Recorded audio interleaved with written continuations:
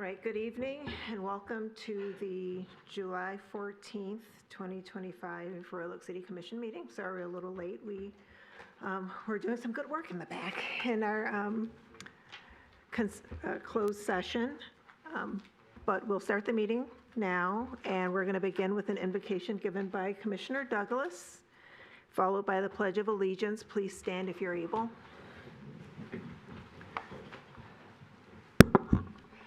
It has been my great honor to serve on the board of directors of the Royal Oak Civic Foundation since its founding in 2019. The foundation sprang from a city committee created to coordinate funding for city projects: the Animal Shelter, Commission for the Arts, Historical Commission, Library, Nature Society, Parks and Rec, Public Safety, and Seniors. The foundation raises money to support those programs. We've given grants for books in the library's vending machine, yard services for seniors, and gift cards in small amount for police officers to give to people in need. We fund senior transportation services and support Shop with a Hero, a financial helping hand for kids to shop for family and friends in December. This summer, we launched our first annual campaign. Some people may have received a mailing or an email about it. If not, please lend your support. You can go to royaloakcivicfoundation.org to contribute. And for this current campaign, we have a donor who is matching all donations. So any gift you give will be essentially doubled. You can also sign up there for one of the season's premier charity events, Arts Beats and Eats on 5th. On August 21, guests will mingle with VIPs, preview entertainment scheduled for the Labor Day weekend festival, and sample festival food and beverage. Again, go to royaloakcivicfoundation.org and click on the link at the top of the page. Share in our mission to improve Royal Oak's health, safety, and cultural opportunities by inspiring the philanthropy of residents and business leaders to support a thriving, resilient community. Amen. I pledge allegiance to the flag of the United States of America and to the republic for which it stands, one nation, under God, indivisible, with liberty and justice for all. Thank you, Commissioner Douglas. We will move on to agenda item number 4, which is a presentation by City Manager Gatchow.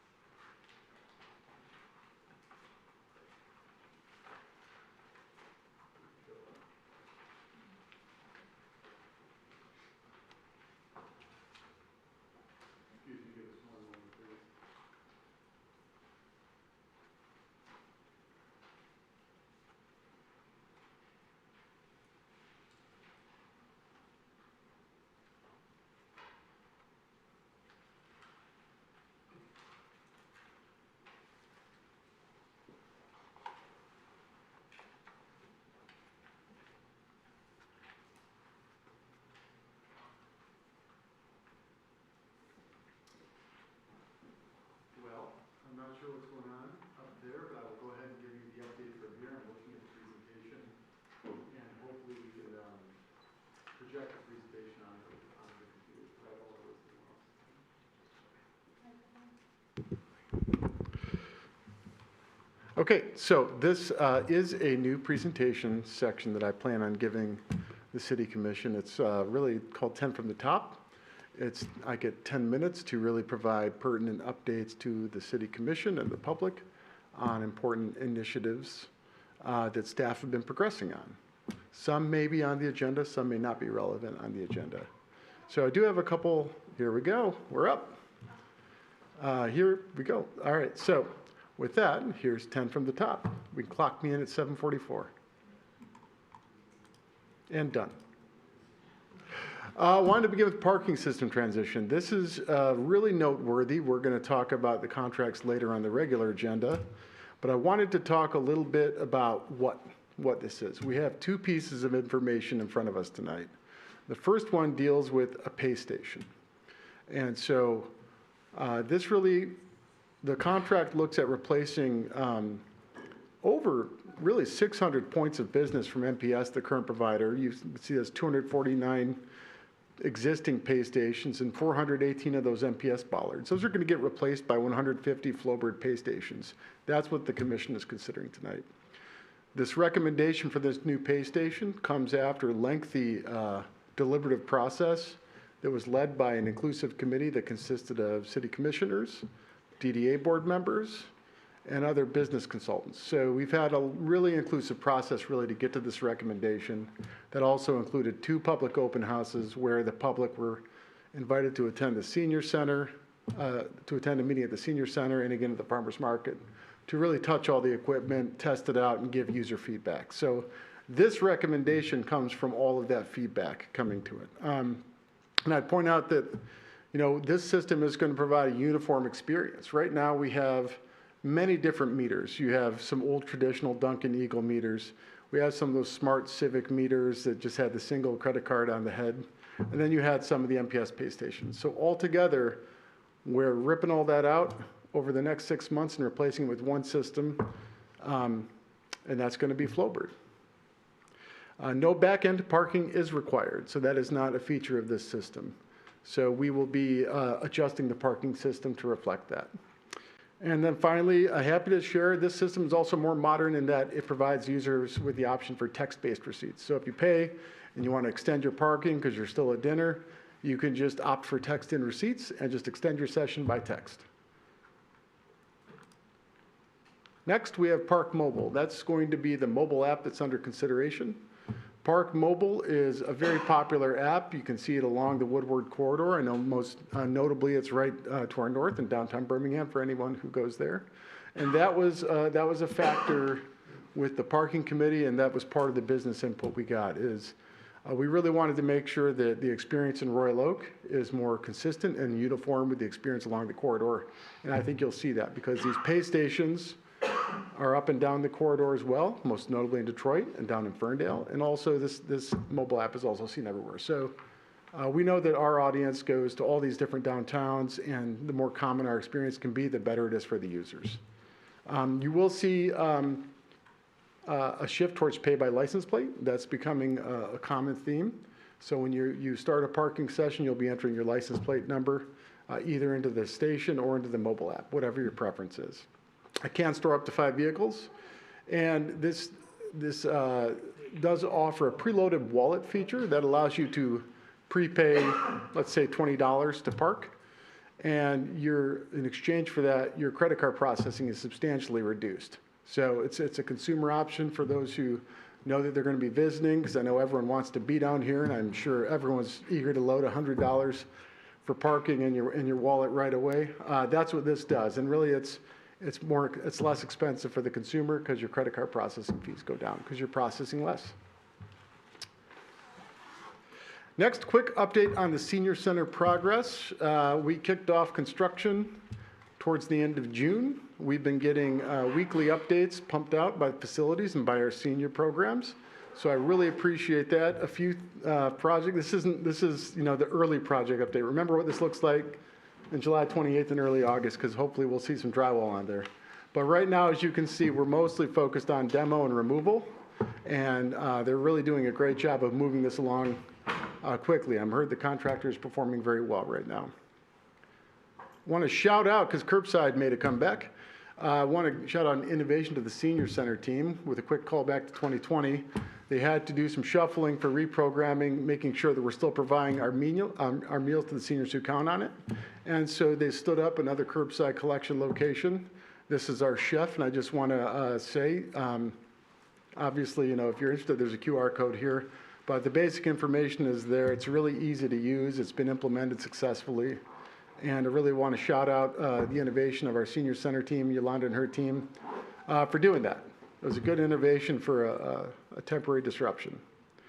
And then it takes a village. Want to shout out to all of our partners who are helping us with alternative programming locations. We had, about 42 days of disruption that we needed to relocate some critical programming.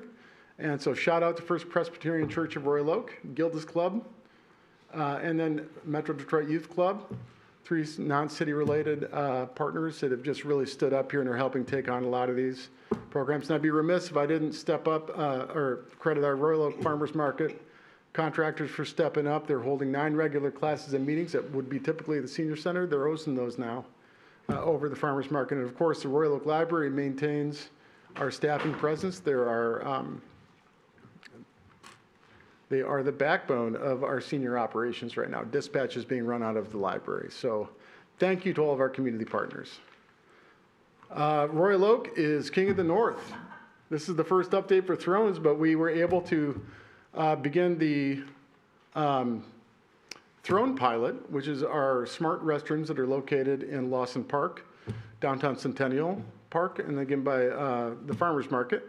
These are 3 units that the commission approved in their budget to test out to address some public health issues and provide an opportunity for public restrooms that was innovative and less expensive than permanent infrastructure. And so in the opening weekend was Taco Fest, and we were noticed by Throne that we had the most uses of any potty in the nation for Throne potties. So King of the North, I couldn't resist the Game of Thrones opportunity there. Thank you, ChatGPT, for putting Romy the dog on top of the throne. And shout out to the communications director for suggesting Game of Bones, which would have been better. What we heard, this is just some initial feedback. So when people do use the restroom, they can choose to leave comments, and those comments get put into the public portal. And here's some of those initial comments from opening weekend.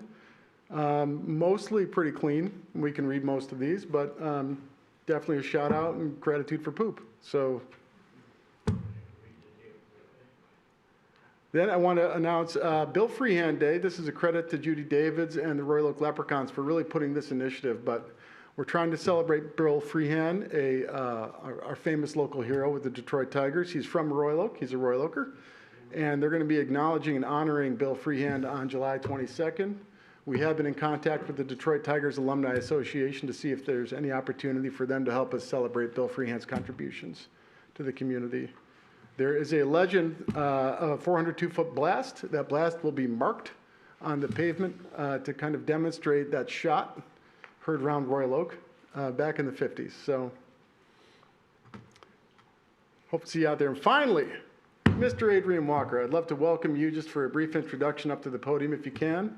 I'm happy to report that we have a wonderful, exceptional resident who lives in our TIF district, and the TIF district is within the DDA, and we have to appoint a resident to serve on that board. Mr. Walker here is applied to serve on that board, and the commission will consider his application tonight. That's a recommendation from me. Great. I'll be brief. Thank you, commissioners, for the consideration. As the city manager mentioned, my name is Adrian Walker. Originally, I'm from the Flint area. However, currently, my wife and I have called downtown Royal Oak home for the last 2 years. We've been blessed to call this area home. Educationally, I did my schooling at Michigan State. Professionally, I get a chance to serve just everywhere. So again, just thank you for this opportunity and for the consideration, and happy to answer any questions at the time of consideration. Thank you. Thanks, Adrian. And that is 9 minutes. Commission, the clock is yours. Did anyone have any questions for Mr. Gatchow? I do have one question with regards to the data that's being kept for the throne. Is that information that was provided to you simply because it was the first weekend, or will we receive regular data so that we can track whether or not this is something that we really want to keep permanently in our downtown? I requested the data because it was our first weekend, but I also was curious what kind of data they would provide. So they provided a pretty good rich data set. So at any time you can go in and get that information? Okay, Yep. Thank you. All right, thank you, Mr. All right, welcome.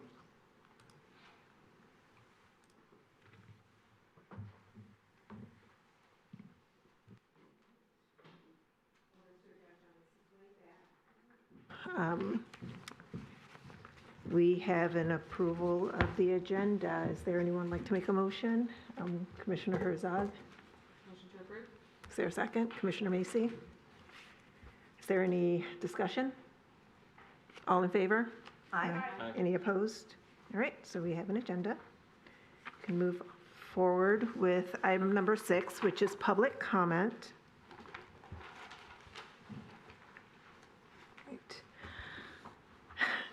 The City Commission values and relies on the input of our fellow citizens to make decisions. Now is the time set aside for the public to address the City Commission on any city-related issues, both on the agenda and not. I ask that comments be directed to the City Commission and not to individual commissioners.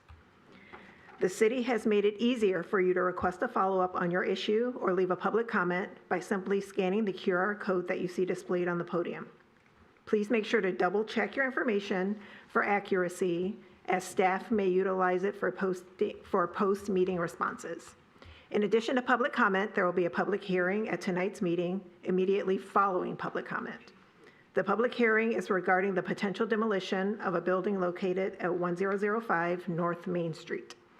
If you wish to speak this evening at either public comment or regarding the public hearing, please wait until recognized by me, Mayor Pro Tem Hunt, then come to the podium. For the record, you will state your name and address. Please be mindful that the City Commission wants to hear from everyone who wishes to speak this evening. Comments are limited to 3 minutes per speaker, not per topic, with the exception of the public hearing where you may speak again only to that topic when called.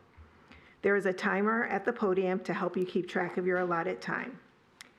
Please note that the City Commission will not respond directly to questions during public comment. However, we are taking notes and will address questions when the agenda topic is discussed or refer it to the proper city department for items not on the agenda. Staff is also taking notes and will look into matters as needed. All right. So who would like to speak first? Ms. Oliver? Thank you. My name is Trish Oliver. I've lived in Royal Oak since 1986. In regards to item number 10, approval of parking equipment, I urge you to give free on-street parking for residents instead of tax increases with no benefits to bring them back downtown. At least they should be able to park for free for Arts Beats and Eats. If it's free parking, you won't have to spend the $1 million budgeted, and this will be a good step toward bringing the customer base back downtown and will benefit the businesses. Also, to comment on agenda item number 9, request for parking pass reservation agreement at South Lafayette Garage. Please note that the ZBA's June 13, 2024 variance to waive 100% of the parking, or a total of 81 spots at the proposed 10-story building at 505 South Lafayette has now expired per the zoning ordinance, which is Chapter 770, Zoning Article 11, 120, Zoning Board of Appeals, specifically page 5, Section K. The entity that has standing to revoke this variance is the city. Many seniors and individuals requiring ADA consideration cannot live in or visit this 10-story building that provides no parking within its footprint because they won't be able to cross Lafayette in their wheelchair or walker on an icy or snowy day in the winter to get to their parking in the 5th and Lafayette parking garage, and this never should have passed.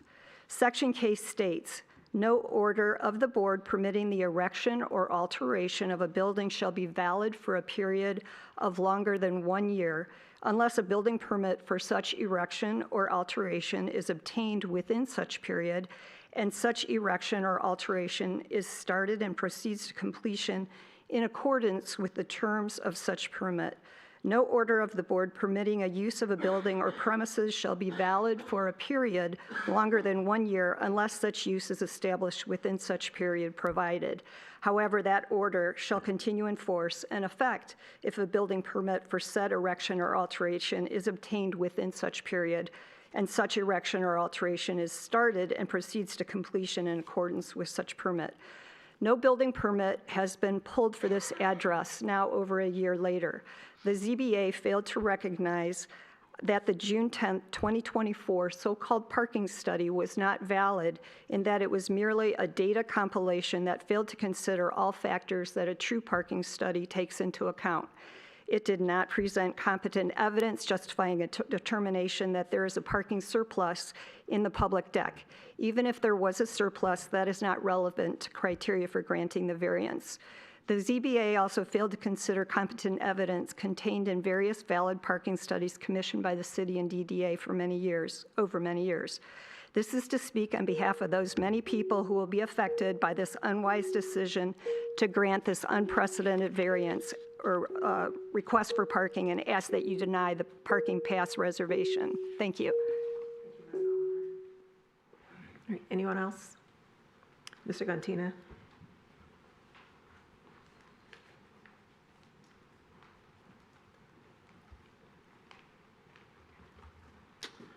Thank you and good evening, Commissioners. Woody Gontina, 1805 Greenleaf. I'm here tonight on behalf of the Environmental Advisory Board to raise awareness for two upcoming events. Our Sustainability and Climate Action Plan identified clear greenhouse gas reduction targets, as well as actions that the city and individuals can take to help reach these goals, such as increasing the adoption of renewable energy and electric vehicle usage.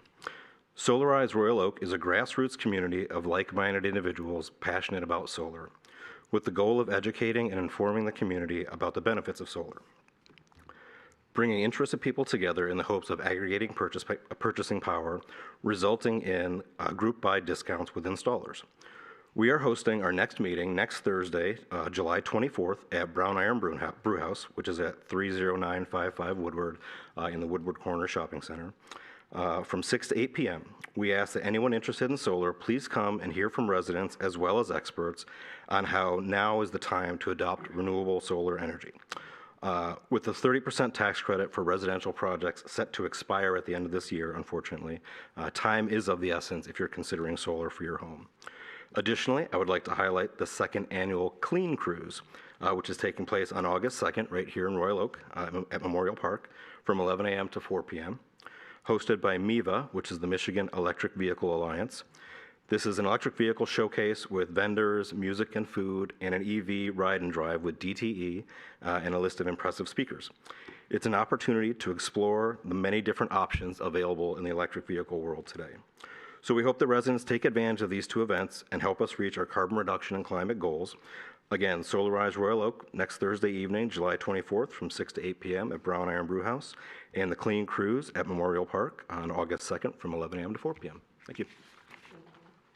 Right, who's next? Yes, in the glasses. Good evening. Jean Sarnacki, 802 West 4th Street.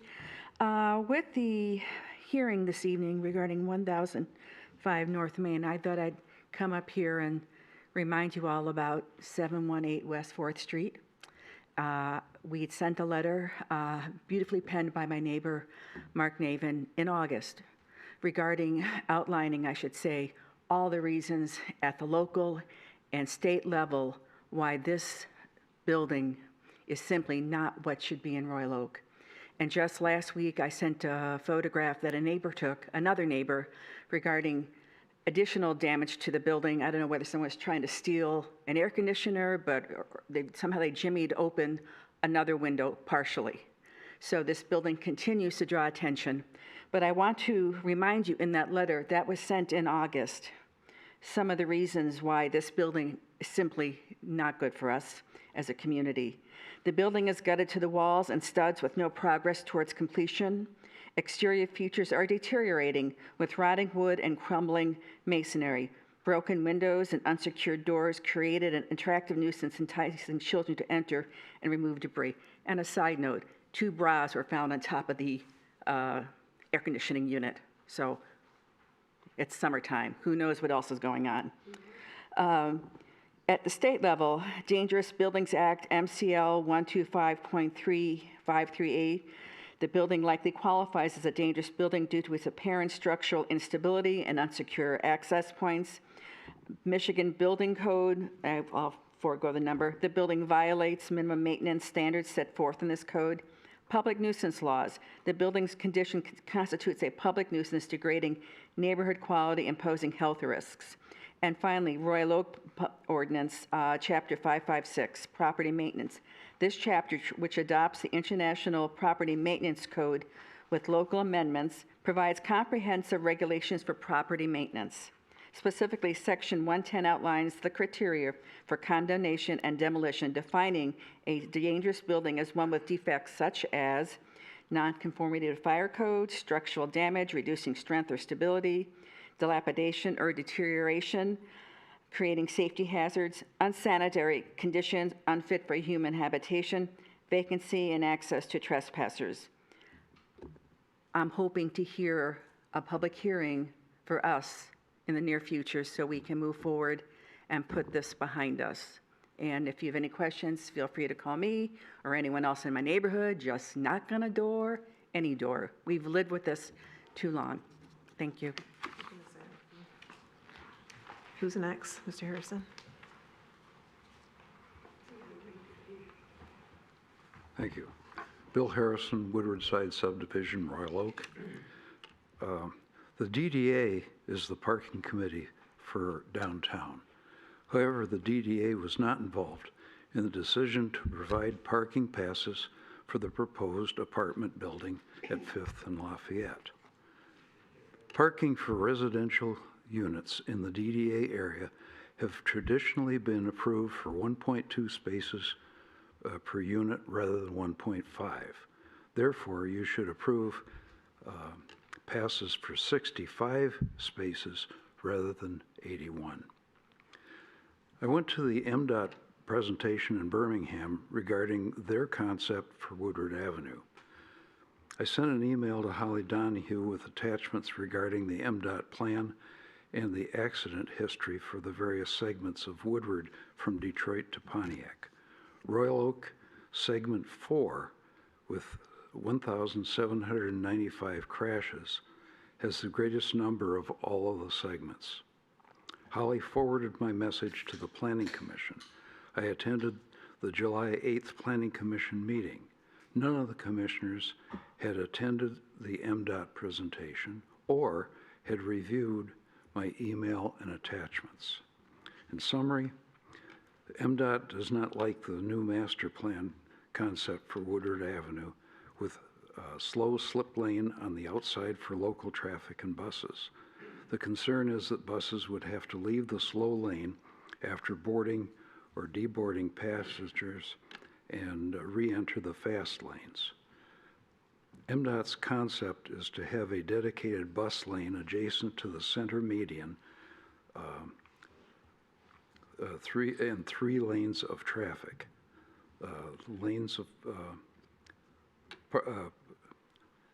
Three lanes of traffic and a parking lane on the outside.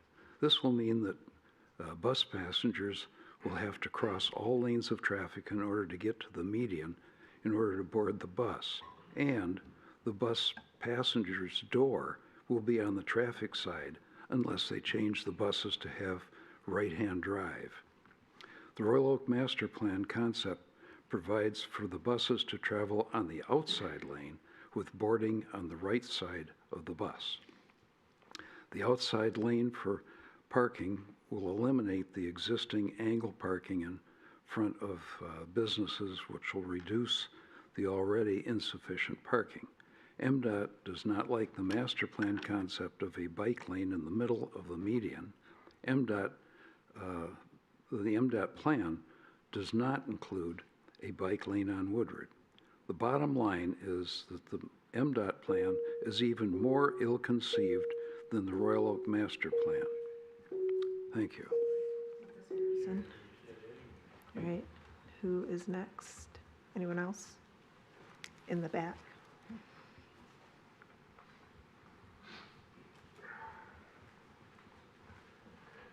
My name's Thomas Hohutsky. I live on Batavia Avenue. I've been a homeowner here in Royal Oak for 32 years now. I've raised 3 children with multiple advanced degrees, all 3 of them. It pains me. I came here, I have friends that are your opponents here, and I talked with them. My intent was to turn my back and turn this podium because this council doesn't listen to the residents. They convinced me. So you owe your opponents a thank you for keeping decorum, but I will be heard. I have 3 children with advanced degrees. I wanted to leave them something. Not one of them wants to stay in Royal Oak. That should send a message. I'm talking, I have a daughter in med school. I have a son with a master's in biology. I have a daughter that works in the lab at Wayne State University. They all want out of Royal Oak because of the decisions you are making. You are making backroom deals, parking with companies that destroyed us for 5 years, but yet we get nowhere. Just replace them with another company. I want them to know there are people that haven't spoken, but we're coming out now. And we are going to rally, and we will vote you out. All right. Who's next? Yes. This is concerning the 1005 property. Okay, there will be in a public meeting. So I should just wait till then? You can, yes. All right, anyone else? Yes.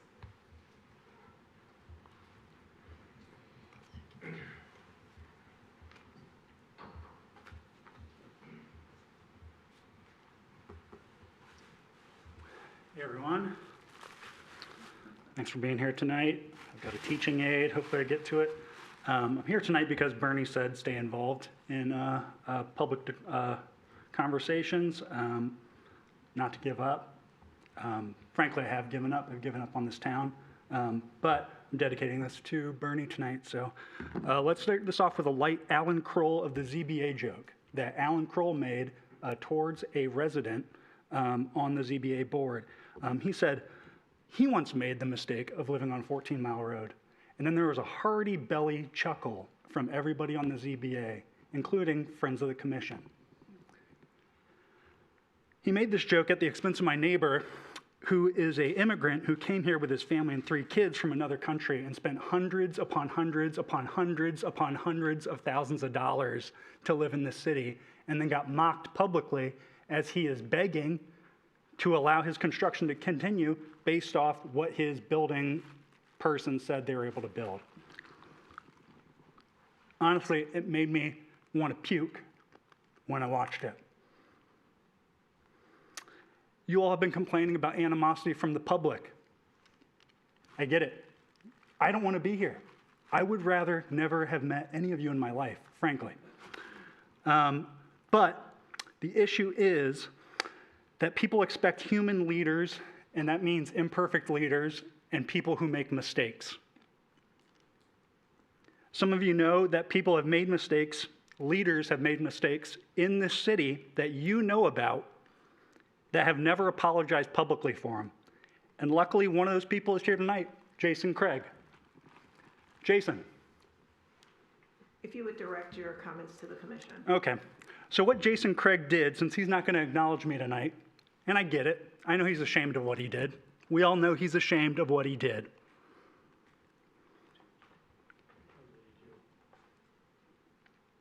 Mayor Pro Tem, I didn't catch a name per our rules. Tim O'Donnell, 1212 East 14 Mile Road. What Jason Craig did is he asked me to run through a demolition process. Jason, I'm incredibly disappointed that as a leader, you're not the type of person that can do what's necessary for this city. Then I'm in a tough spot. No, because what I should be doing then is I should be posting an unhabitable, calling it a dangerous building, and running you through a demolition process. So that was recorded in my property with Dave Ness witnessing, with some of you knowing about it. This is where the animosity comes from that you're complaining about. This is it. Do something about it. Is that the person you want representing your community, bringing demolition paperwork towards you? It's not good. It's not going to help the community grow. You're going to scare young, talented people away. They're going to leave. They're never going to come back.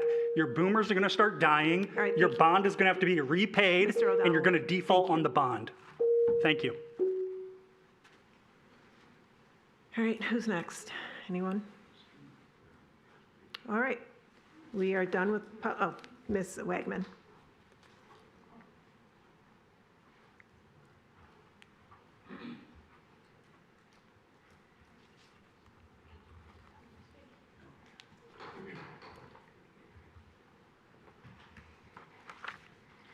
Good evening, Janice Wagman. I want to say thank you to the city manager for the 10 from the top. I think it's a great idea. And I suggest that the next 10 minutes includes updates on the $1.1 million grant for the animal shelter and the $28 million in ARPA funding. We are up against a deadline where, unless reallocated and spent, we will be required to refund the balance to the granting authority. Not something I want to see happen. Regarding the proposed Lafayette high-rise project, specifically the zoning board's egregious decision to waive all on-site parking. This project includes 0 on-site parking spaces, a staggering exemption for a 10-story building. Instead, the city is being asked to approve for 15 years up to 81 residential parking permits in the South Lafayette public parking deck, which is already shared by local businesses, customers, entertainment venues, restaurants, students, and religious institutions, many of whom are opposed. The majority of the parking data was provided by the applicant, a lesson we should have learned from Sheets. It's not surprisingly in support, but shockingly limited with outdated and cherry-picked information. Average usage means nothing to a customer trying to find a spot. Not to mention, we are all in hopes that the new parking system on tonight's agenda will generate more visitors to our downtown. The ADA implications are even more serious. Of the 419 spaces in the deck, only 9 are ADA accessible, a dangerously low ratio, and none of those are guaranteed for future residents. The zoning ordinance requires on-site barrier-free parking for multifamily buildings, not public substitutes across a busy and possibly icy street. Worse, the city has formally adopted an age-friendly policy and a community benefits guideline that encourages developments to exceed minimum accessibility requirements and to prioritize the needs of older adults and those with disabilities. This project fails on both fronts. Before making a 15-year commitment, I urge the Commission to reconsider this approval, and require our own comprehensive year-long parking impact analysis, including usage during local events and stagecrafters in the Royal Oak Music Theater. We certainly do not want to risk their viability. And aligning with the city's stated age-friendly and accessibility goals. Just like the thrown bathrooms, this project sets a troubling precedent, and it risks turning Royal Oak's commitment to equity, inclusion, and age-friendly into empty slogans. Thank you. All right. Is there anyone else? All right. So we will move the meeting back to this side of the table. And we now have a public hearing. I believe we're first going to start by hearing from Mr. Craig as it relates to the demolition of building located at 1005 North Main. Good evening. Excuse me. Good evening, Mayor Pro Tem, members of the City Commission. So tonight we have a public hearing to consider the demolition of a building located at 1005 North Main Street. Under City Code, it is unlawful to keep or maintain any structure that meets the definition of the dangerous building, and that is defined by Section 556-4D 110.2 of the City of Royal Oak Code. So I've given you the findings from the hearing officer, Anthony Ofak, and we're here tonight for the public hearing to decide on the findings and the order to demolish or otherwise make safe. Okay, thank you. Before, did you have something to add? And I can Mr. add to that Wachowski? if you want some more guidance. Oh, absolutely, sure. So the statute provides, so just as a little background, our ordinance substantially mirrors state law in this regard. There's only one minor exception that we made in addition. But state law provides that this legislative body shall affirm, modify, or rescind the order of the hearing officer, and that the decision of the legislative body is final. So it's approving, or it's presuming the appeal from the hearing officer, so you are the appellate body. And so the key criteria are looking at the dangerous building definitions and determining whether or not that was considered as part of the findings and decision of the hearing officer with regard to the dangerous building. You've been provided some evidence in the way of pictures and code enforcement history that can assist you with regard to meeting that definition. And then, assuming it qualifies as a dangerous building, make some other findings that is laid out in a memo from legal to you regarding the considerations for this body. So I would ask that in your deliberations, obviously, I believe somebody representing the ownership is here. They would have an opportunity to present whatever testimony and evidence they would have. Certainly, we can answer questions from legal and building with regard to any other concerns as far as statutory or other factual matters, and then make some findings in consideration of this appeal. Before we get to people that are interested, does anyone have any questions for Mr. Craig or Mr. Grykowski? Commissioner Macy. Yeah, thank you both for that explanation. I've been up for 8 years and I haven't done this. So it doesn't happen very often as far as I am aware. And I just wondered if you could kind of walk us through the decision that we're making tonight and what it will look like and what we're basing it on. Understood, and hopefully I sent a memo late today that helped guide that process and decision based on state law. So again, you are sitting as the appellate body, you're deciding whether or not to ultimately decide whether or not that the demolition is supported, the decision to demolish was supported, and to hear whether or not the petition can present you any compelling evidence to either rescind or go against the decision of the hearing officer. So you have three options. You can affirm, you can modify, or you can rescind. But whatever order you decide is final, and the next step would be, if the aggrieved party, would be an appeal to circuit court. But the ultimate decision for you is to basically examine the hearing officer's findings, which has been provided to you. You've been provided some evidence in regard to the basis of those findings. I would suggest you have a discussion about the findings and under the code, which has been provided to you and which is contemporaneous with the dangerous building code under state law. If it meets those definitions, there's 1, 2, 3, 4, 5, 6. There's about a 10 or so, and I think some of your best evidence is presented in the way of photographic evidence that it doesn't take much to determine whether or not they've met this building meets the definition of a dangerous building under the building code based on the evidence that the hearing officer reviewed and ultimately you reviewed. I don't believe it's a de novo review, but I certainly would have no objection to you conducting a de novo hearing if you wanted to.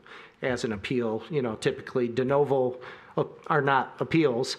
So, but it would be a review of that, and if you need some more information on the determination which has been provided to you, the opinion of the hearing officer, I'm sure Mr. Craig can fill in some blanks as far as facts may be concerned. And Mr. Grykowski, for the non-lawyers at the table. De novo. So de novo means a hearing as if you were doing it all over again.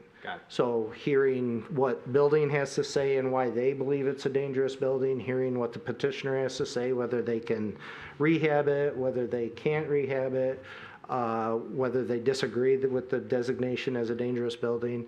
But you're really determining whether or not the hearing officer got it right or wrong as an appellate body, as opposed to having a brand new hearing. So even though you are expected and required to have a discussion about the decision that was made previously and whether or not you believe it comports with the law and the facts comport with the law, you're still going to conduct somewhat of that, but at the end of the game, it's still a review of the prior decision. So it's not a brand new, fresh hearing. It's simply a review. Sorry about that. I think Commissioner Macy has a follow-up. Hopefully that answered your question. It mostly did, but in the middle, you said they could then appeal it to the circuit court, and that was my next question. So if tonight we say, yes, Mr. Ofak got it right, we think this building should be demolished. It goes to the circuit court before it's demolished? They have an appeal period, a time period which to appeal it. If they don't, then we can demolish it immediately. Okay. But they have to initiate that appeal. They have, that's on them. They have a right to appeal. They may decide not to appeal. It depends on, many factors. Commissioner Cola? Thank you, Madam Mayor Pro Tem. That was a great explanation. Thank you. Can you give us an outline of how, through a standard process, the next couple steps would go? So that we know, do we start by asking questions of Mr. Craig, then do we ask questions of you? I mean, what's the process, and are there time limits there? Some of this also. Yeah. Thank you, Commissioner Cola. There really is no established procedure in state law. Every public body that serves as the appellate body for these types of things does it a little different based on whatever established procedure they may have in their ordinance. So there really is not a tremendously good playbook. So I would recommend that we start with the building department, talk about the basis for the opinion, which I think Mr. Craig can talk about. I would then probably suggest inviting anybody that wants to speak on this, either for or against or otherwise, to have an opportunity to present any evidence or testimony they may want to have. So that's the actual public hearing portion? Well, there would be the ownership interest. They would be able to present, and they wouldn't be limited to the 3 minutes. At some point, we would open up to the public. If there was interest in public comment, we have to have a public comment session that would come later in the process. I think there could be certainly a question and answer as far as various issues that may come up. So I guess I would suggest at this point you basically examine with Mr. Craig the kind of the history here a little bit, the findings in order of the hearing officer, discuss that a little bit. Certainly anybody that's here from the ownership of the property, then one should have an opportunity to speak. At some point, we would open up to public, and then obviously you could then bring it back to this side of the table for further discussion and debate as far as whether or not, in examining this, that the dangerous building criteria have been met under ordinance or state law. Hopefully it's a rough framework, I know. I know. Commissioner Cola? I appreciate that. Thank you. So then, just 2 follow-up questions to that. If we go, that's a great outlining thing that we needed. So we'll talk to the building department, the ownership, public hearing, and then questions and answers. Do you anticipate we would ask questions of any of the parties as we go along, or would you rather let everyone present and then save those for the end? Well, if we're operating such as a court of law and as an appellate body, the Court of Appeals, certainly the judges are allowed to ask questions during the process. So I don't necessarily think I would have a problem with that. It tends to narrow the scope or the issue down at the time when it's discussed and presented. So it probably would be a more efficient process to have that discussion with either staff or the ownership interests that are here, not with public comment. Public comment, the same rules apply as they do for regular public comment. Great. So then my last follow-up to that too is, if this is a not legislative, but now judicial body for this, are these sworn statements that are being presented to us? No, I wouldn't call them sworn statements. No, because you're reviewing a previous decision, so you're not generally taking on new evidence. You may hear evidence that maybe the hearing officer didn't consider, but at the end of the day, it's not sworn because that should have happened all with the hearing officer. And it was my understanding that this was, the hearing was conducted, but no ownership interest appeared for the initial hearing. So there was no evidence presented by any ownership interest with regard to the initial, just for your edification and information, that wasn't presented at the time. It's my understanding there is somebody here tonight with regard to ownership interest, though. Is there any other questions for Mr. Grzechowski? Well, I appreciate that detailed explanation, and I like the roadmap that you set forth before us. I think that would be the best way of moving forward with getting information with regards to this issue. So I think we'll move now to staff, to Mr. Craig, And can you give us a little bit of information about the history of this building? Sure. So the last record we have in the city of water usage and sewer was back to 2018. So I think if you go back a little further, it shows 2017 was when it looks like it's not being used. I couldn't tell you an exact date because we don't track businesses starting and stopping operation. But we have had many code enforcement issues with the property over the years. If you look at the public record, you'll see there's a long list of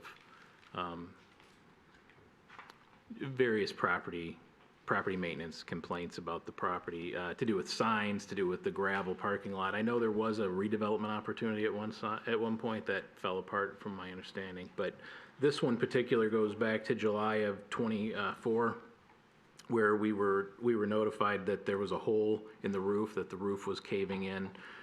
We sent notice as required by ordinance to the owner of record that there's a dangerous building, and it was essentially noticed that the building is not occupiable for its intended use. We received, at the time, I don't believe we received any immediate response to it. It was probably sometime in October, November, when we started making contact with a representative from the trust. And we got together, we posted again, following the procedures that are laid out in the ordinance, we posted the property. We sent certified letters to the owner. We conducted the hearing in front of hearing officer Anthony Ofak, and nobody was there to represent the property. And that was on,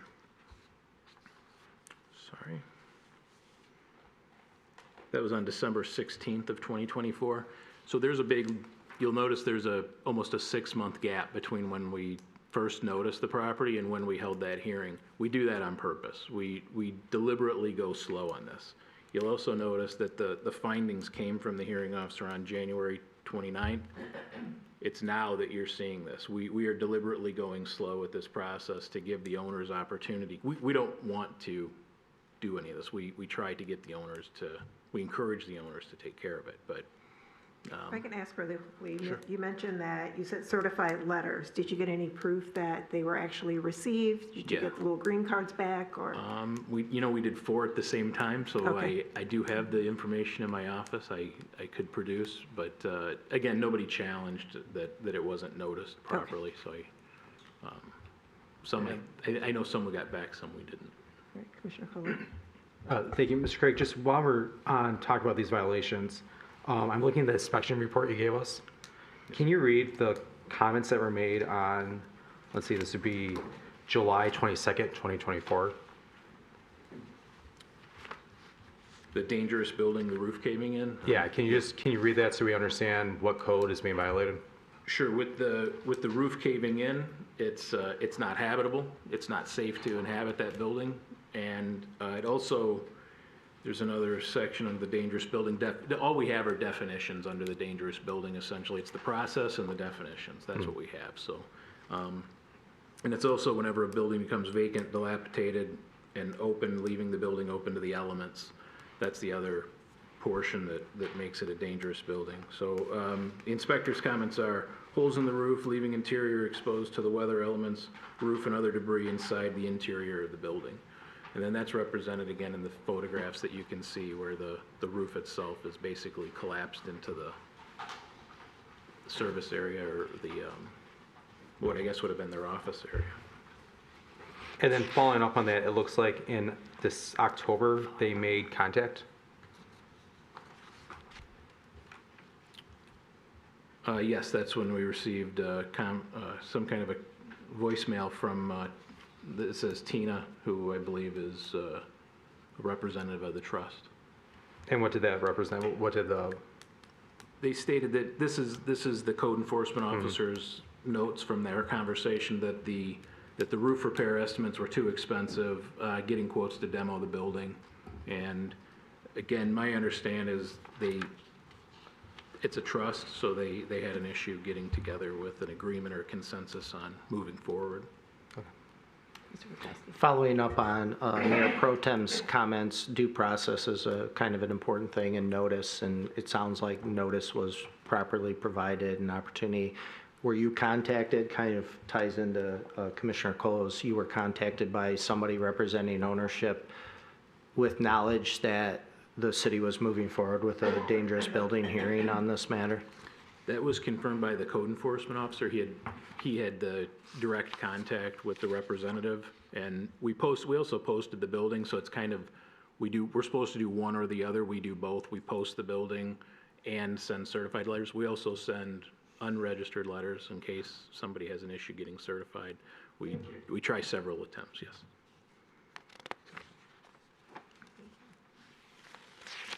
So, sorry, picking back up. Yes, so we again, we do the process deliberately slow on purpose. It was notified, they were notified of the results from hearing officer OFAC's issue to demolish or otherwise make safe the property.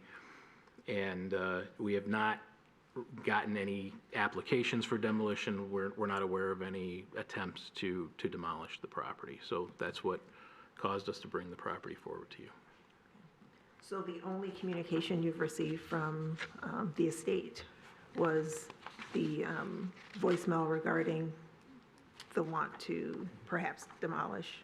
I'm going to say several points along the way, my Okay. code enforcement officer had contact with the representative, trying to get updates of where are you in the process, where are things happening, this is what we're doing. But you I just know didn't see a step forward? Yeah, he's been in contact as well since the hearing officer gave the notice, and trying to get updates on that as well, but nothing substantial to stop the process.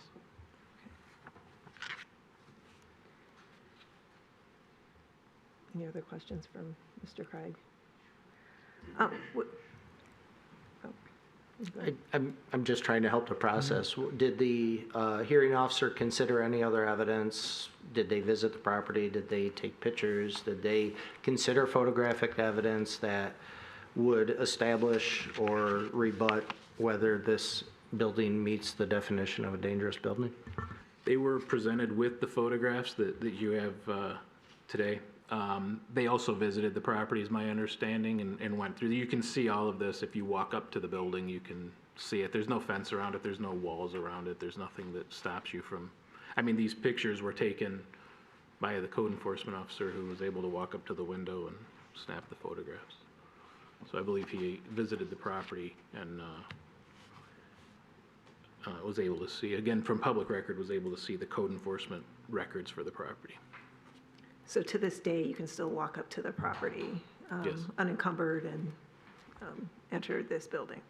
You can't enter the building from my understanding, but you can see at the glass, it's a glass front building. You can see the front of it and see how it's collapsed in. Okay. Yes. I believe you could Commissioner probably Kohler. enter, I believe you could probably enter it if you went through the roof, because it looks like there's a huge hole in it. So to this day, has anyone applied for a demolition permit? No. Okay. Thank you. And there's been nothing done to make the property safer or To the best of my knowledge, no. keep danger away from the public? Right. The term dangerous building just means it fits one of those qualifications. It doesn't mean it's eminently going to collapse on a car or driving down Main Street or on somebody. It just means that it meets one of those criteria, either of a nuisance or of dilapidation to the point where it should be demolished and doesn't serve a purpose anymore. So one of the photos that was given to us included the photograph, I believe it was a motorcycle inside. Is it being used for storage, or do you know? I believe that's the way they left it. The owner's representative can probably speak more to it, but yeah, if you notice, there's still like belts, fan belts hanging up on the wall, like they closed up one day and never came back. Yeah, I'm not sure.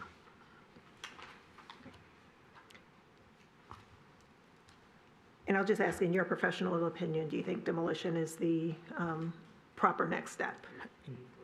given the cost of what it would repair, and that came from the owner's representative, that it was too expensive to repair, I don't see how this building plays into the redevelopment of that site.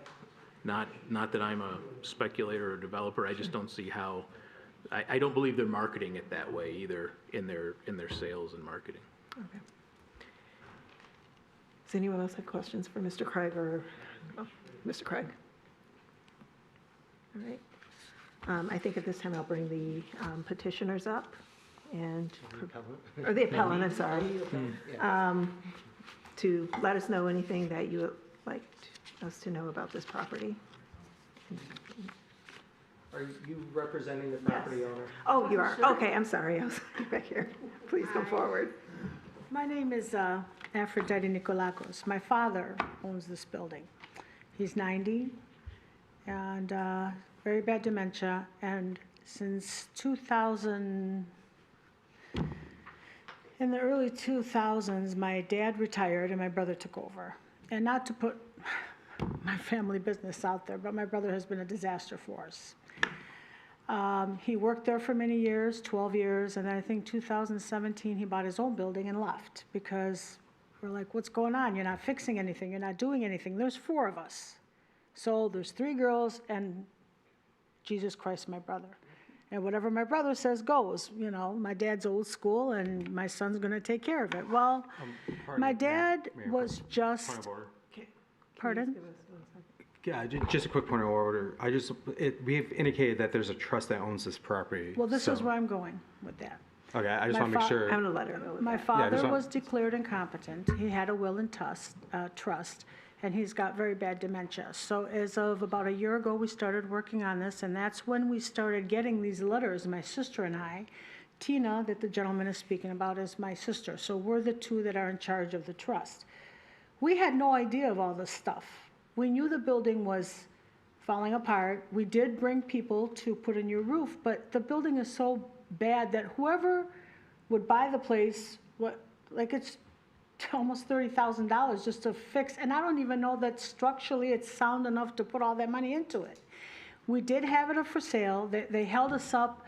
The gentleman, Nasser, was working with the city to try to, again, parking was an issue for what he wanted to put there and whatnot, and just weeks before closing, he has a massive heart attack and he dies. So then we put it up for sale again, but I guess it's been rezoned from a gas station, and there's not that many things that are allowed to go on there. So we're having a dickens of a time trying to even sell the property. So then my sister, she's been working with the gentleman that he's been talking about. She's been working with him for months. Back and forth, they've been talking.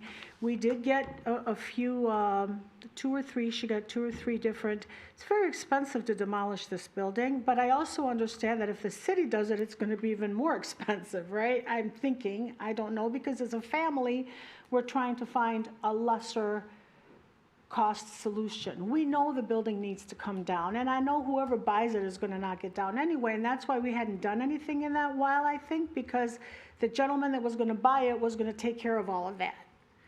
But he dies at 48, and here we are again, we're stuck, and all over again the same thing. I do have another person coming who's interested in it, and he also does demolishing, and I don't know exactly what he wants to put there. But we are working, and the problem is that we have no problem paying for the demolition, but my dad's 90, and things have happened over there, and there's not much money. So now we're selling his house to get money to take care of the situation we have here in Royal Oak. Because we're like, okay, now let's move on to see what else we can do. Like my sister and I, we're stuck. And I would please, we will have it taken care of soon. As soon as, thank God he has a decent house, and that way we can take the money from there and try to pay for the demolition. So we could, we're waiting for somebody to buy it. Have you conveyed to the building department that you have been engaging with? My sister Tina has spoken to the demolition. Yes, to the gentleman who was, again, I don't know his name. Officer Sawyer, yes. Yeah. She's spoken to him about this. We've gone back and forth with it. And he did say that the city would do it, but then there's a certain amount of time that needs to be paid back, or the city forecloses on the property. But I guess it's very limited, like, we're having a problem finding someone to buy the building, the lot, because it's very limited as to what they can put there.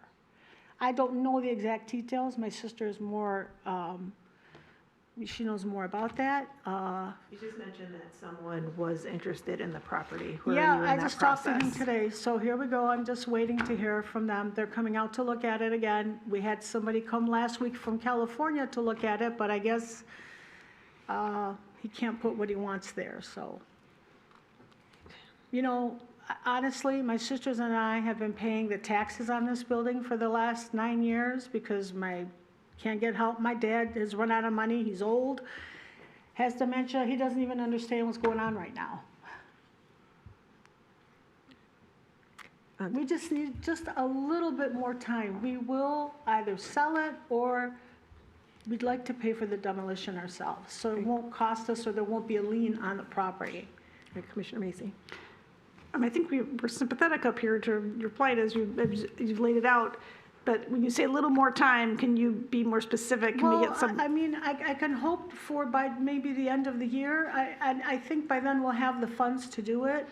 Like I said, this stuff all just fell into our lap. We weren't aware of it, and I'm so upset, and I understand it's an eyesore. We even think it's an eyesore. I would tell my brother, dude, what are you doing over there? Fix it, do something, but he's gone, and he just kind of washed his hands of it, threw his hands up in the air. My dad's 90. He doesn't even understand what's going on, and we've been trying to do something with it, trying to come up with the funds to demolish it, or it was part of the sale. Whoever would buy it understands that the demolition has to happen. So we've got it all the way around. Nobody goes into the building. It's been locked forever, and yes, there's no true motorcycles in there. Those are just things that my brother left behind because he used to build bikes. Well, if you go in there now, if you look out from the window, we've been in there, we've cleaned the office out, that's all empty. We're trying to get scrap people to lift, but we're just two girls. Like, I don't even know, like, these scrap people are like, oh my God. So it's a little complicated, but we're trying, we're working on it. Commissioner Colwell. Please, just a little bit of time so that we will take care of it. We're coming a little closer here and there. The house is beautiful. That'll go, and then we'll have the funds to take care of what we need to do. And our attention, it gets taken care of. All these letters, we never saw one of them. We didn't even know about it. Commissioner Colwell. Thank you. So the hearing today is to determine if the building is in fact dangerous, right? And we are sympathetic to what you're saying, but the determination's already been made that the building's dangerous, and it's dangerous to go inside, but this is an appeal of that inside. decision, though. So do you have any evidence to support that the building is no longer dangerous? Well, I'm not a builder, so I don't even know what the proper terminology for that would look like or be. Has the builder been inside the property since September 2024? We were in the office. We cleaned out the office and all that, the motorcycles and all that junk. We just got rid of it just a couple weeks ago. The wall that fell down, looks like there's a wall that fell down? Okay, in the corner, in the back corner of the building, yes, part of it has caved in. My husband, who's a construction man, but he does homes, he's a marble guy, and his friend is a roofer. We went there, but the guy says, do you really want to invest $30-some thousand in something that's probably going to get knocked down anyway? Okay, so you did have someone go out there that could have repaired it, but chose not to, right? We've had two guys go out there, but like they say the same thing. They say, listen, the building is probably going to come down. Who wants that old ugly building? Okay, so you've made the choice not to make it a not dangerous building? Yes, of course, yes. Thank you. Like I said, nobody really goes in there. It's locked. It's been locked all along. You can't get in and out of it. It's not like somebody can walk in there, yeah. Mr. Wachowski. Thank you. I have a question for Mr. Craig that's kind of related to what's been presented to this commission. If the commission upheld and this proceeded through the process through demolition by the city, obviously there's an appeal period. We would have to wait. Would this be subject to a competitive bid process for the demolition of the property, which one would take some time to accomplish, of course, and number two would arguably attempt to get the best price available to demolish this property that might be advantageous from a cost perspective. So I'll try and answer your question. What you'll see is there are two resolutions. One is to uphold the hearing officer's orders, and the second is to allow me to seek bids. So the time of when I bring that proposal back in front of the commission can be delayed if there's progress. We, again, like any point in this process, if there is progress, I'll hold off. You'll never see this again if they move forward and we don't have to do it. As far as a competitive bid process, we are required to bid it out. In the past, we have not always accepted the low bid. Given that this is creating this additional work for staff, we tend to find the most qualified. It's not to be punitive, it's to, I mean, we're creating this work for us. We don't want to create more work, so we find the most qualified bidder.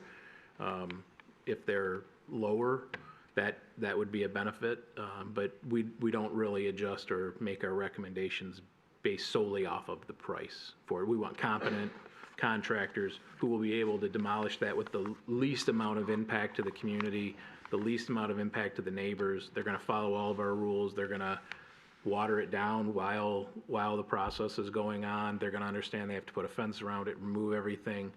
They're going to follow all of the proper registrations with the state for abatement.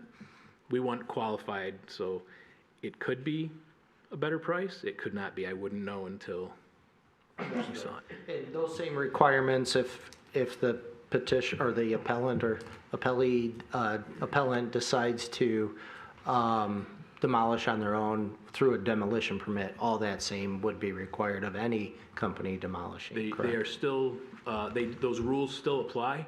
How well those contractors adhere to all those rules and how much of a challenge it is to make them adhere to those rules can vary from one project to the next. Can I say something? We have a whole list from the city of all the things that are required from the person who does the demolition, the company. And of course, they have to be legit people. So there's a whole checklist that they have to follow, right? And then I guess that the city would come out and look and see what's being done, so we would make sure that it's done properly. I mean. But I think the issue is nothing's been done on your end yet to Yeah, well, facilitate that I mean, demolition. like I said, this just kind of fell in our lap not too long ago, and we've been feverishly trying to find a way out and how to, take care of it. But we don't have any use for the property. We're trying to sell it. But again, the sale of the property is not very easy because it's, again, very limited to what they can do there. So, it's, parking is an issue, but I didn't know that it was an issue all over Royal Oak. But, whoever wants to put something there, again, they have problems with the parking situation. It's not even a half-acre lot, so we're trying. I mean, just give us a little bit more time, and I promise it'll get taken care of. Like I said, this just fell in our laps. We weren't even aware of what was, that's why there was nobody here, because we didn't even know that there was hearings. All right, Commissioner Nisi. So I think what I was hearing Mr. Craig say is, so first I heard Mr. Grachowski say there's a appeal period, and we have to wait till the end of that period. And then at the end of that period is when Mr. Craig goes out for bids, or right now? I would coordinate that with Mr. Grachowski, but I would probably start seeking the bids in the next 30 days or so, and then that process takes time. That process takes time itself, and then we would see the results of that choice, the final, right? Yes, the execution of that contract would come back to the commission, and that would be the final time you would see something in a demolition process. And if in the interim, you're communicating, it sounds like, with the petitioner, it seems like they're making progress. If there's progress, I'll step right back. You're not dying to demolish this place. No. No, you're happy for them to take care of it if that would happen. Absolutely. All right. So does that, I'm just now maybe asking the, appellant, if that makes sense, that there's this sort of long process as we determine, like, right. As you've also determined that this building needs to be demolished. I mean, yeah, we have, and believe me, I understand the frustration of the city. My brother I didn't know that he was working against everything. Like I said, we didn't know a lot of this stuff, but there was infighting in our family over all of this. Because it's like, how did you let this go this way? And then, I can't even have a conversation with my dad because he doesn't even remember anything. So, my sister and I are just doing the best we can, but I promise we will take care of it. If we have to, we're going to have to, pay out of our pockets. What am I going to do? I would prefer that we don't have to because it's a huge amount of money for us, but we will take care of it. And you understand that you should remain in very frequent contact with Officer Sawyer as all these decisions are being made because things are moving? Yeah, see, my sister's away. She's the one who does the communicating. Have you spoken to Tina? I believe I spoke with her once. Yeah, she's away, and she says, my God, out of all the times. But anyway, she will stay in contact with you on what we're doing, and I'm just hoping somebody comes along and buys it. Commissioner Douglas. So you do understand that if we were to demolish it, you wouldn't have to sell your father's house and raise the money to pay for demolition. That is, we are basically fronting the money over what's going to be an extended period of time, as Commissioner Macy was outlining, because you've got an appeal process, and then you've got to go out for bids, and then you have to get bids, all of which time you're still trying to sell the property. And then, even if we demolish it ourselves, Mr. Gruchowski, how long before foreclosure begins? Well, it becomes the cost for the demolishes becomes a special assessment on the property assessed. There's an opportunity to pay that with your regular tax bill as you would your summer and winter taxes. And then if and when that becomes delinquent, it's processed in the normal time. It's my understanding that, and then it goes to the county from us. We're reimbursed by the county, so ultimately we're made whole for the cost of demolition. And it's my understanding, we've seen presentations from the county regarding foreclosures. They do everything they can to avoid foreclosures. On the off chance they do need to foreclose, they're at least 3-4 years behind, or from non-payment of a particular tax year to the actual foreclosure process. So it's years before that would even be considered to be foreclosed upon by the county. There is some exceptions to that, but again, they work very hard to not foreclose. So they would be very willing to work with any ownership interest. And if indeed they do foreclose and subsequently sell the property, the balance goes back to the property owners. Yes, any proceeds after the tax debt is satisfied is required by law to go back to the ownership of that property, which in this case right now is a trust, I understand, but that could change between now and then. But yes, you are absolutely correct. So at the risk of oversimplifying this, we pay for the demolition, and you've got months, if not years, to sell that property and pay off the demolition cost without having to sell your dad's home or take money out of your own pockets. Thank you, that's nice, but my dad has to leave his house. He's going to move in with me. He can't take care of himself anymore. I don't want you to impoverish him or yourselves when we are offering you, I think, a lifeline here. Yeah. Like I said, I don't even know how all this, the details of how, that's just what I was told.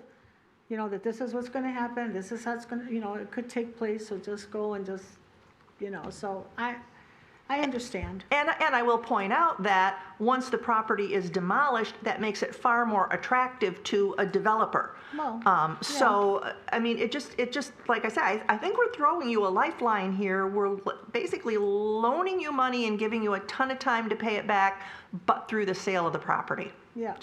Yeah, thank you. Mr. Gruchowski, the appeals period from our decision through the time that they would have to bring something in the circuit court, is that 21 days or 30 days? I'm thinking it's either 21 or 27. I don't know exactly which one. Okay. So at the most 20. But there's at least 3 weeks. Yes, okay. Exactly. And then assuming no appeal is filed, which I'm gathering that probably wouldn't be the case, then we would move forward with the process. Okay. I would say, though, if there is a case filed, that stays anything we can do. Absolutely. Any other questions for the appellant? All right. Is there anything else you'd like to let us know? I'm not working against anything. I totally understand. I understand the frustration. The only good thing I can say is that, nobody can get in to the building, it's locked, so it's not like, you know, people could go in and the ceiling will fall on you. You know, we do have it all locked up, and we're just gonna try to do the best we can to take care of it, and Thank you. Before we go to the public hearing, does anyone have any questions for Mr. Craig? Or I'll throw it out to Mr. Wachowski as well. Okay. So now we'll open the public hearing. The rules remain the same as our public comment. However, the topic of this public hearing is simply the 1005 North Main. Would anyone else like to speak as to this particular property? Are you coming up, or? Come on up.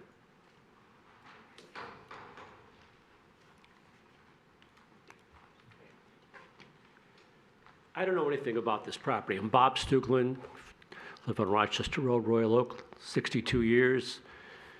Just the same way I brought up 4704 Rochester Road, I asked this whole commission, have you been there? Not one of you described your personal visit to this building.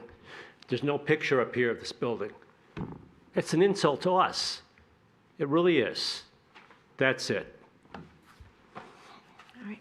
Anyone else? Okay, so I will bring the meeting back to this side of the table. So there's a decision we have to make. Does anyone have any questions for Mr. Gruchowski or Mr. Craig before we begin deliberation? Commissioner Macy. Just to follow on to the question we've been having this whole time, basically, is this process, so she describes she's trying to get it done by the end of the year. It sounds to me like the process that we're describing also would basically take that long, 5 or 6 months. Yes? No? You think? It could. I mean, if there is progress, if there's intention, we can slow it down. If you tell me you don't want to see this back till the end of the year, then that's when you'd see it back. Okay. It's been like this for this long, yeah. Trust your understanding of how this works, and if there's progress, Sure. you'll know if we want to see it back, I think. Sure, even if we did get to the point, again, where we bid it out, it has to come back to award that bid, and then we have to do a notice to proceed. So at any point in that process, if somebody says stop, happy to stop.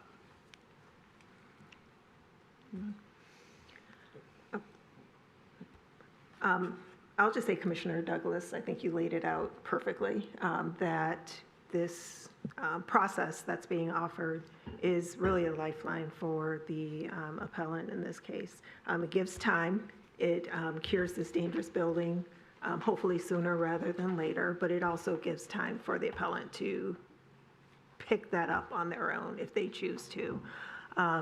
And it really is sort of a loan, an interest-free loan almost, for at least 3 years in order to pay for this demolition. So I think this is something that's beneficial to this community. If we move forward with the demolition process, at least it gets the ball rolling, and it could be something that's beneficial for the family as well. Commissioner Cola. Thank you, Madam Mayor Pro Tem. So my hearts go out to Absolutely. I want to say petitioners, appellants. Dealing with family trauma like that is never easy, and dealing with a loved one, a parent going through that, it's never the right time. So my heart goes out to you. I also have an idiot brother too, so double goes out to you. But that said, I think that this is taking a burden off of the family that will provide some relief. And it's consistent with the laws of the city and the state. So with that, the City Commission, I move that the City Commission finds that the structure located at 1005 North Main Street meets the definition of a dangerous building under MLC 125.539, parentheses 1. Testimony and inspection reports showed repair costs exceed the structure's market value. The owner was provided notice and opportunity to be heard. No viable rehabilitation plan has been submitted. Therefore, demolition is the only feasible remedy to abate the threat to public health, safety, and welfare. Be it further resolved, the City of Royal Oak Commission hereby orders the demolition of the building located at 1005 North Main Street. And be it further resolved, the Royal Oak City Commission hereby orders the building official to seek the demolition of the building located at 1005 North Main Street and restoration of the site. All right, Commissioner Colos made a motion. Is there a second? Commissioner Douglas, second. Any discussion? Commissioner Macy? Yeah, I mean, I don't disagree, and sounds like the appellant doesn't disagree either. But I just want to make sure that we're not sugarcoating this, and I think it's understood here. I mean, it would still be a higher cost from the city, and I don't think it's interest-free. I think if it, so I think that's understood. But I just want to make it clear, like, yes, this is something that could take a burden off of all that you're dealing with and sort of delay the time that you would have to pay it back. But yes, bear in mind that it will be a higher cost. Mr. Craig is going to make sure that it is a reputable person who's doing the demolition and is going to not pick the lowest bid as most. And so just wanted to make clear that, this, it's not exactly a service we're doing, it's a service for the community, but it is something that can be useful to the appellant, but isn't necessarily in their best interest if they can move quickly to take care of it themselves.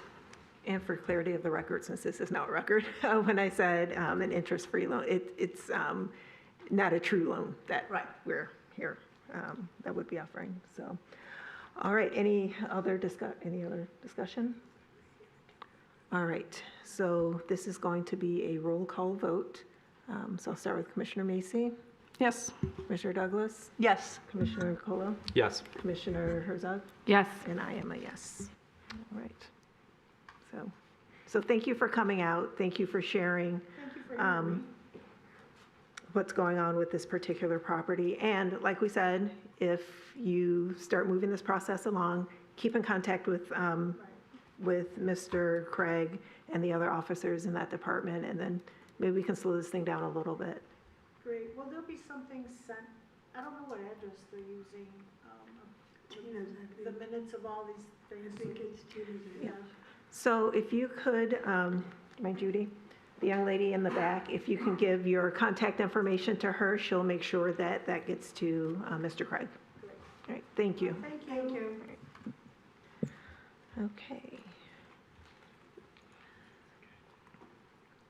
Oh, so now we're at consent agenda. All right. Would anyone like to pull anything off of the consent agenda? Mr. Grachowski? Thank you. I'd ask the commission consider pulling item I off the consent agenda. It's not ready to move forward, so not only am I asking to remove it from the consent agenda, but remove it from the agenda altogether until we have the opportunity to bring it back for future consideration by the commission, please. Okay, thank you. So, And I can't make the motion. I'm just asking for somebody to concur with my recommendation. Thank you. I would move that we remove item I from the agenda completely. Thank you. Before we get to that, would anyone else like to pull anything off of the consent agenda for discussion or not? Item Q. Thank you. Okay. Anyone else? All right, so we have a consent agenda with all of the items listed with the exception of item I and item Q. Is there a motion? Commissioner Douglas, Commissioner Macy, second. Any discussion? All in favor? I'm sorry. Just a quick discussion. I just want to say this includes the appointment of Mr. Walker to the DDA, who we met during public comment today, or Joe's top 10, 10 of 10, 10 of something. I had the opportunity to meet Mr. Walker. I'm really excited for what he's going to add to our downtown and the vibrancy of the community. So congratulations to him. Absolutely. Thank you, Commissioner Colo, and welcome to the DDA, Mr. Walker. All right. Who else? All right. All in favor? Aye. Any opposed? All right. So, Mr. Grachowski, item I will not be discussed. Thank you. Commissioner Colo, item Q. Yeah, so item Q, this was a late add to the commission packet today. And I would like to table this just to a future commission meeting, so just one meeting from now, just so that it could be in a public document for the time that needs to be, and commissioners can digest it.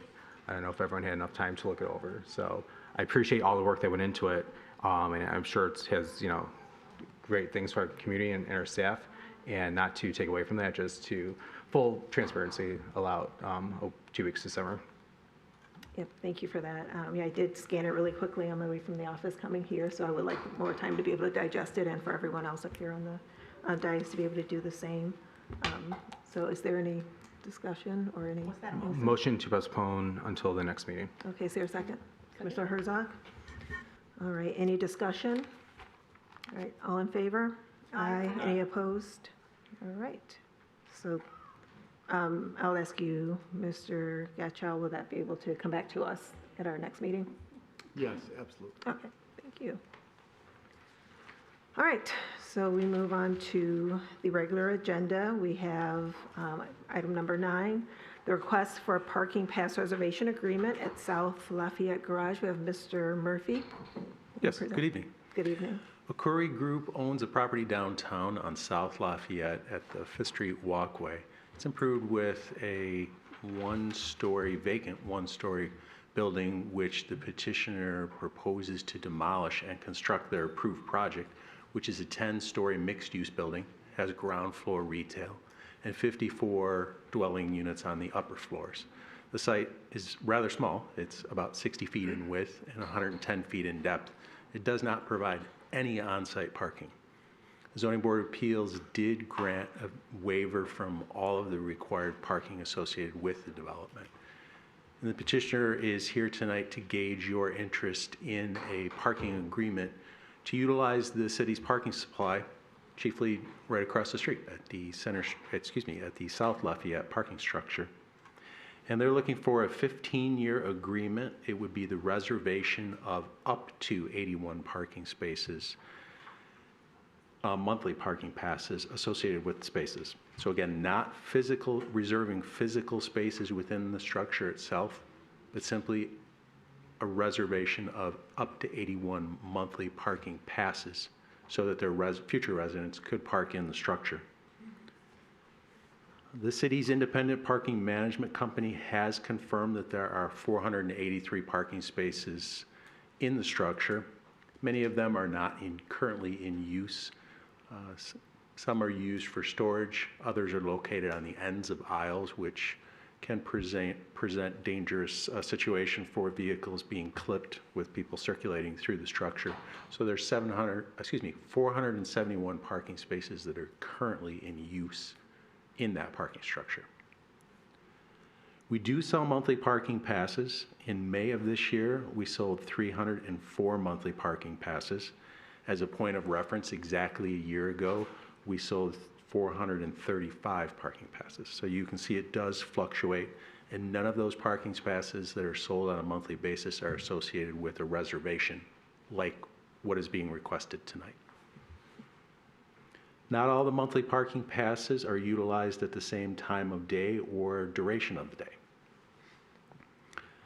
There are about 35 to 45 parking spaces which are utilized by residents that live in or around downtown so that they can park overnight. They don't have a parking space. Some apartment buildings downtown don't have enough parking.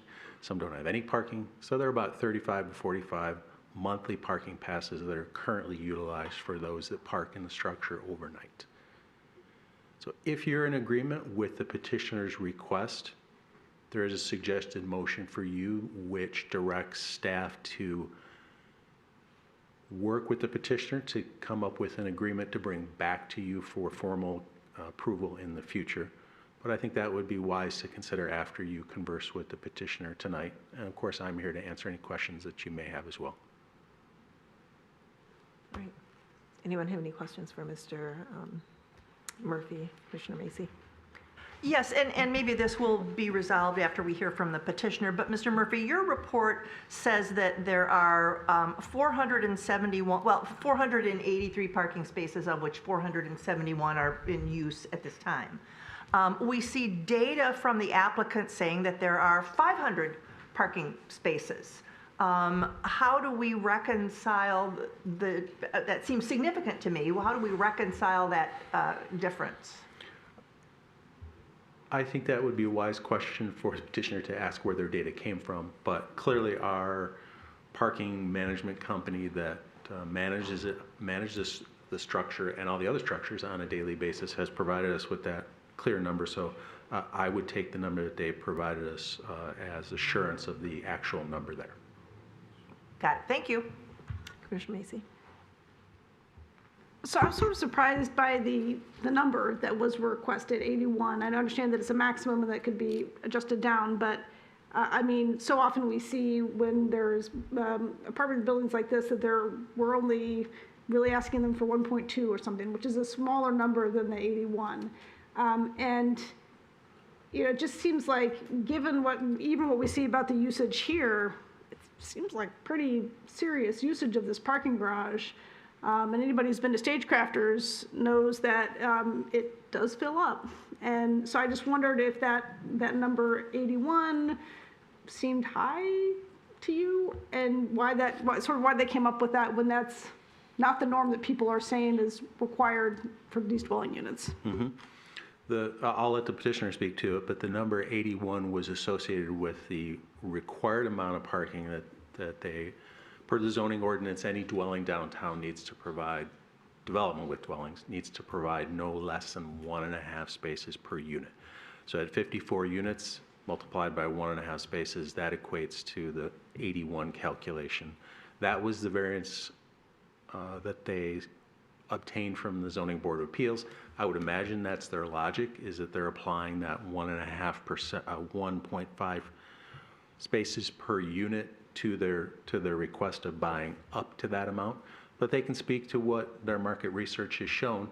And as you had noted, oftentimes that market research is less than what our zoning ordinance stipulates or requires. It does tend to hover around what market research we've been provided by private developers. It does hover around that 1.2 to 1.3 that you referenced very astutely. I will point out that it was referenced in the report. The independent parking management system that we utilize has indicated that about 70% of the use of this parking structure is with people, I thought it was a little surprising data, for people associated with having a monthly parking pass. And 30% of the usage is associated with people that come and randomly pay as they come and go from the structure itself. So it does have a very high percentage of use by people with existing monthly parking passes. And again, the monthly parking passes fluctuate, as you can see based on the data from this year to last year. There's quite a bit of swing. Commissioner Kalla. Thank you. I just want to clarify too, there are other individuals in town that we sell permanent or long-term parking passes to, correct? Yes, and anyone can come and ask at any point in time. To the best of my knowledge, we do not have any agreements that reserve a number of monthly parking passes for any particular user. I thought I was in the 11th Street or the 2nd Street structure, and Ekin had a ton of, like, the first 5 floors seemed to be reserved. And it did have physically designated parking spaces. I am not certain of the status of that. Yeah. Okay. That did present us with a challenge when the office market dropped off several years ago. And then so who manages the parking permit system in town? Is that community development? Is that, which department? It's through our contract with the independent firm of Parkrite. Do you ever sell daytime passes versus all-day passes? So what I'm trying to ask. Not to my knowledge that we've never done that, whether that was in-house that we sold the passes or through the management company. Not to my knowledge. Okay, because I assume that when we sell a pass, we do not use that spot for another use, right? We consider that spot taken at any given time that pass is sold. Well, it's not the physical reservation of the parking pass. They're happy to sell parking passes whether there are available spaces in the structure or not. There's no guarantee that somebody with a monthly parking pass shows up at that parking structure, that they have a ability to park in a parking space in that structure. Oh, so let's say if there's 100 spots in the structure, we sell 30 passes, we'll let 100 cars in also. It's very challenging to manage, and to the best of my knowledge, that currently is not the practice. Okay. Thank you. Commissioner Macy. I have another question. This might be for Mr. Yee, who I noticed is still here, even though his 9,000 items are passed. But this is about the 15-year term. So maybe, I know you're not the facility is exactly person yourself, but I just wondered about the realistic nature of a 15-year term on a not brand new parking structure. I'm sorry, you're looking for? So I'm looking for you to tell me anything you know about this parking structure and how old it is. And whether or not 15 years from now, we're still going to be parking cars in this structure as it is. Well, we're doing some updates to the parking structure, and I hope in 15 years it will still be a viable parking structure. Okay. That's all. Okay. I think I have a somewhat unfair legal question for Mr. Krachowski. Say, for instance, the petitioner is asking for 81 spaces, up to 81 spaces. Is there the ability to, when we enter into this agreement or contract, to perhaps leave a caveat in the event they're not using all 81, and we see where Stagecrafters is really just blowing up and we're running out of spaces, to be able to amend that down the road for purposes of making certain that we are still able to provide parking to the public? I think we could draft provisions that could essentially reopen negotiations if indeed demand doesn't meet the expected need that they're proposing at this point. And keep in mind, you can approve any number between 0 and 81 if you want to. But yeah, if you decide to move forward with that, and that is a directive, I'm certainly happy to negotiate some form or fashion of that desire in an agreement. I'm confident we can figure that out. Great, thank you. Any other questions for Mr. Murphy? All right. So the petitioners are here. We can bring the petitioners up.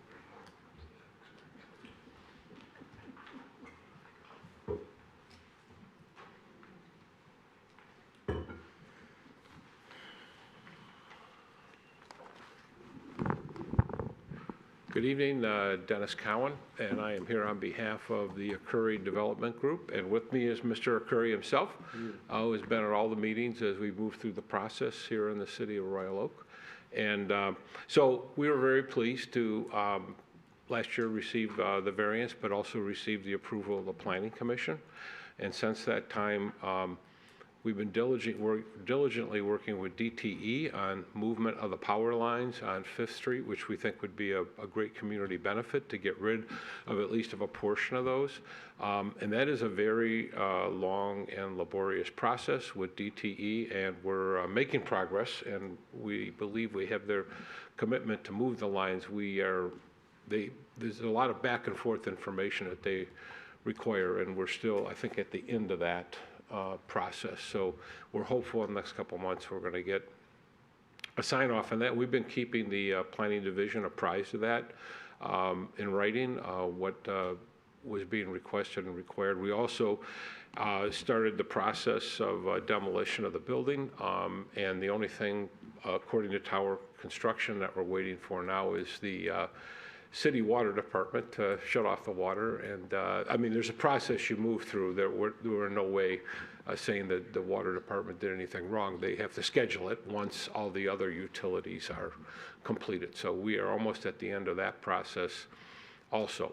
But as Mr. Curry discussed with the team the parking situation, we thought it was a good idea that we have some type of a reservation agreement, not for spaces, as Mr. Murphy has mentioned, but for passes, so that we could a little bit ease of administration on both sides, rather than having 54 apartment dwellers every month sending in all their requests for passes, we could do it in maybe a more reasonable fashion and acquire those passes, and then Mr. Curry and his team could take care of the distribution and all those types of things.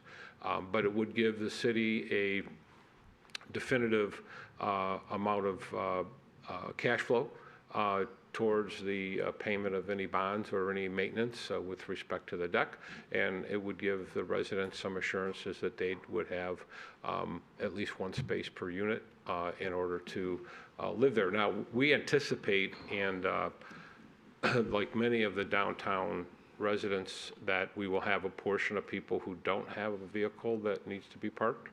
And we also believe we'll have some people who may choose to use alternative parking arrangements other than the deck across the street, although that would be the most convenient. So that is our request. It's a very simple one, and we're fully prepared to sit down with the city attorney and walk through all the particulars, and then come back to you with something comprehensive that you can review. Before I open this up to the other commissioners, can I ask, where did you get your numbers as it relates to the available parking spots? Well, Mr. Curry reminded me that we had Julie Kroll from the Fleece firm, who's very well known, has done a tremendous number of parking studies here in Royal Oak over the years. And Judy uses the data from the company. That's how they do these parking studies with parking decks. Yeah, so she got the information from Parkrite, and was working off of a model of 500. So I believe, please don't quote me on this, but I recall her saying they also had somebody go out in the field and verify that. So there seems to be a slight discrepancy, but it's still clearly in the neighborhood, a significant number of spaces in that deck. 407, be somewhere between 475 and 500. But that's how she bases her study, is on the data she receives from the parking management firm. Commissioner Macy. Yeah, thank you, and it's helpful. I just wonder again, so how kind of wedded you are to the 81. I just heard you say that you'd like to be able to guarantee at least one parking spot, and that sort of makes sense to me to have that 54. But given that, that the 81 is almost 20% of what's available in total there, and given that it's not that you can't get a monthly parking pass, it's just that we would only be guaranteeing 54 for this use, and then if somebody wanted a second one, they could go straight to the city and ask for it. Does it seem like they really, is the 81 we must have 81, or how did that number, I understand the math, but how did that number kind of come in your? 81 was the requirement, and 81 is the variance that we were granted, so we wanted to be consistent in the request. Can we look at a lesser number? Yes. And we think that would be part of the discussion that we'd have. But we want to make sure on our end that we're getting a good number, and we can live up to that commitment also. Commissioner Douglas. So I'm looking at the data that Fleece and Vanderbrink provided, and trying to understand the impacts of this on the Royal Oak Music Theater and Stagecrafters. And because we have a table here that shows maximum occupancy, I guess that's average per month per time period. But are there data that tell us specific nights or times when that structure was full and how often that occurs? Yeah, in the study, there was information that was provided. So there was two categories. One was days when there was an excess of the 500 space parking capacity, and that was 5 days a year. That was from May of 2023 to April of 2024. And those 5 of those dates, and Julie explained that the 4 of them were Arts, Beats, and Eats. And then there was also about 13 days when she did a calculation where she took 500 minus the 81, and how many times would the 419 space capacity be exceeded? And that was 13 days. And usually it was in the evening. And you picked it up right. That's probably nights when there was multiple events going on in the area. We do have another parking deck that's not that far away, as you know. And I don't know where people park when they go to the Royal Oak Music Theater. I've been down there and I've seen people parking everywhere. So the people who, you know, either on the north deck or the south deck there on Lafayette. All right, thank you. Yeah. I think.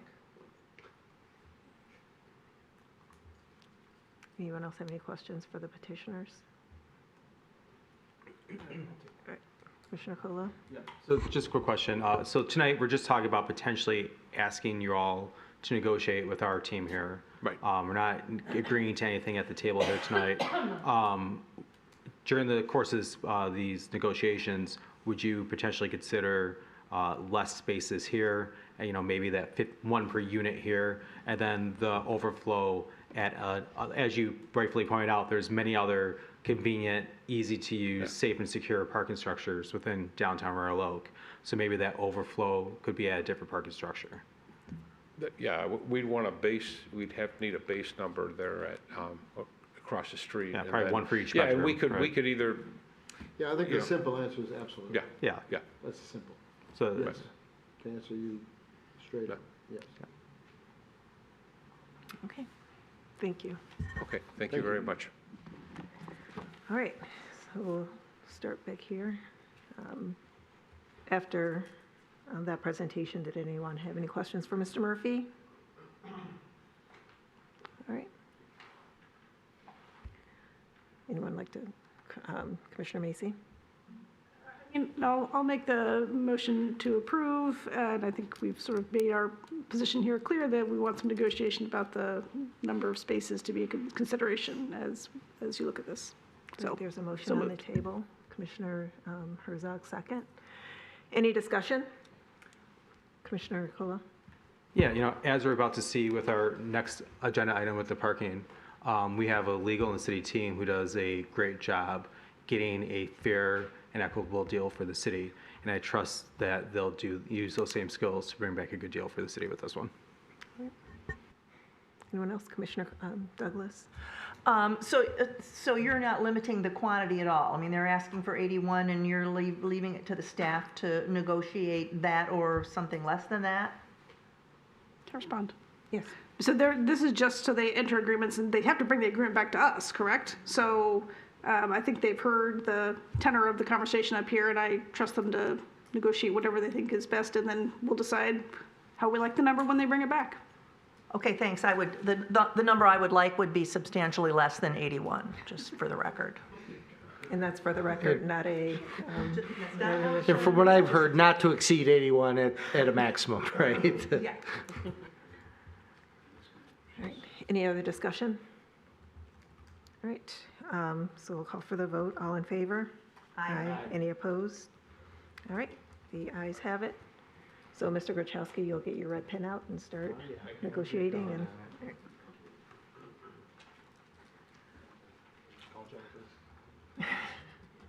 All right, so we are moved on to item number 10, the approval of the parking equipment purchase, services, and technology license agreement. Mr. Gruchowski. Thank you. Good evening, Mayor Pro Tem and Commission. I am pleased to bring to you this evening a recommendation for a new agreement with Flowbird and Park Mobile to upgrade the city's parking system. This follows an extensive review, public engagement, fully transparent public bid process involving multiple city staff, Downtown Development Authority, and a dedicated parking steering committee, all in conjunction with a expert consultant that we brought in to help us engage in this most important process to rebrand our parking. The new system will include approximately 150 solar-powered pay stations from Flowbird and a user-friendly mobile payment platform for Park Mobile. Park Mobile has a fixed cost and fee to the city, and users pay a small per-use fee together with the parking fee. Together, both of these technologies will provide a modern, efficient, and accessible parking experience for residents and visitors. Public feedback during multiple public engagement processes, strongly favored these solutions for their ease of use, familiar design, and environmental sustainability, being solar powered, among other things. Flowbird kiosks are already used in nearby cities such as Detroit and Birmingham, providing consistency throughout the region, as Mr. Gacho mentioned earlier, through the Woodward Corridor. Importantly, the city's attorney's office, with support from outside expert legal counsel, negotiated a comprehensive agreement that strongly favors the city and ensures the city retains full ownership and control of all parking assets. There will be no revenue sharing with vendors, and all costs to the city are fixed, allowing the city to restore its parking fund balance over time after the initial cost is assumed by the fees. This recommendation comes after the early termination, as you know, of the city's previous parking contract. The new vendors were selected through, again, a transparent and inclusive process that included public open houses and expert evaluation by municipal parking consultants. If approved by the commission, the city will begin public outreach and education efforts. Further updates to the system will include enforcement and garage operations, which will be brought forward at a later date and time in the future to the commission to consider and hopefully approve. The result will be a customer-focused, sustainable, and forward-thinking parking system that better serves the Royal Oak community as a whole. We're very proud of this parking agreement to present to you. It is definitely 180% or 180 degrees different. It is completely in the city's favor and comes with our highest recommendation as far as a legal recommendation from the contract itself. Thank you, and I'm happy to answer any questions. Any questions for Mr. Kachowski? Mr. Kachowski, would you please show the public the contract? 226 pages contract. Many I's and T's dotted and crossed Well, this in the is a process. culmination of at least the last 6 months with 4 attorneys involved. Very well done. Thank you. Thank you. Commissioner Macy? I was just going to say, would you say this is the exact opposite of the contract that we had last time? For the most part, yes. I would Okay. say almost exactly opposite. I have no hesitation whatsoever in recommending this. I would have not recommended the previous one, obviously, but with that said, the goal was clear in revamping our entire parking system, and I think we accomplished at least the start of it right now. And Mr. Kotowski, just to be clear, this is a contract that was drafted by the city, by you, and by the expert outside counsel that you mentioned. This isn't an agreement that was drafted by the vendor and that we were able to give our 2 cents on. You drafted this from beginning to end. That is absolutely correct. We took the parameters of our RFP, turned them into a contract, presented the contract to the proposed vendors. There was some minor changes, but in all, they accepted our proposal. So yes, this is our agreement, not an agreement that a vendor provided to us. We provided this in conjunction following the very strict parameters we laid out in the bid documents that were responded to by multiple vendors. We had, I should mention, we had very good response rate from multiple vendors, narrowing it down to several, interviewing them, and doing those open houses. So there was a very long process involved in that as well. So you mentioned the open houses. The public had an opportunity to attend, and it's essentially the recommendation or the parking system that the public favored is who we're using here, or who we entered into the contract So we with. did do 2 public open houses. They were very well attended. I'm trying to look for the numbers. I believe they might be in here. There were a large amount of opportunities that people took the opportunity to actually go hands-on with the pay stations. And it was overwhelmingly recommended, based on the public feedback, that Flowbird be the pay station of choice as the most user-friendly pay station of the 3 that were ultimately presented for that public hands-on evaluation. And I don't have the number in front of me. I'm sorry. I thought I did, but it was well attended. Thank you. Any other questions for Mr. Gachowski? Commissioner Douglas? Mr. Gotcho, I know you said this early on in the meeting, at the beginning of the meeting, but do a quick summary, please, of what the timetable is for implementation. Sure. Let's begin with the current contract. The current contract is expired as of January 1st. So after this is adopted, that leaves us about 5 months and change to implement this new system. We do anticipate a short lead time with the delivery of the pay stations.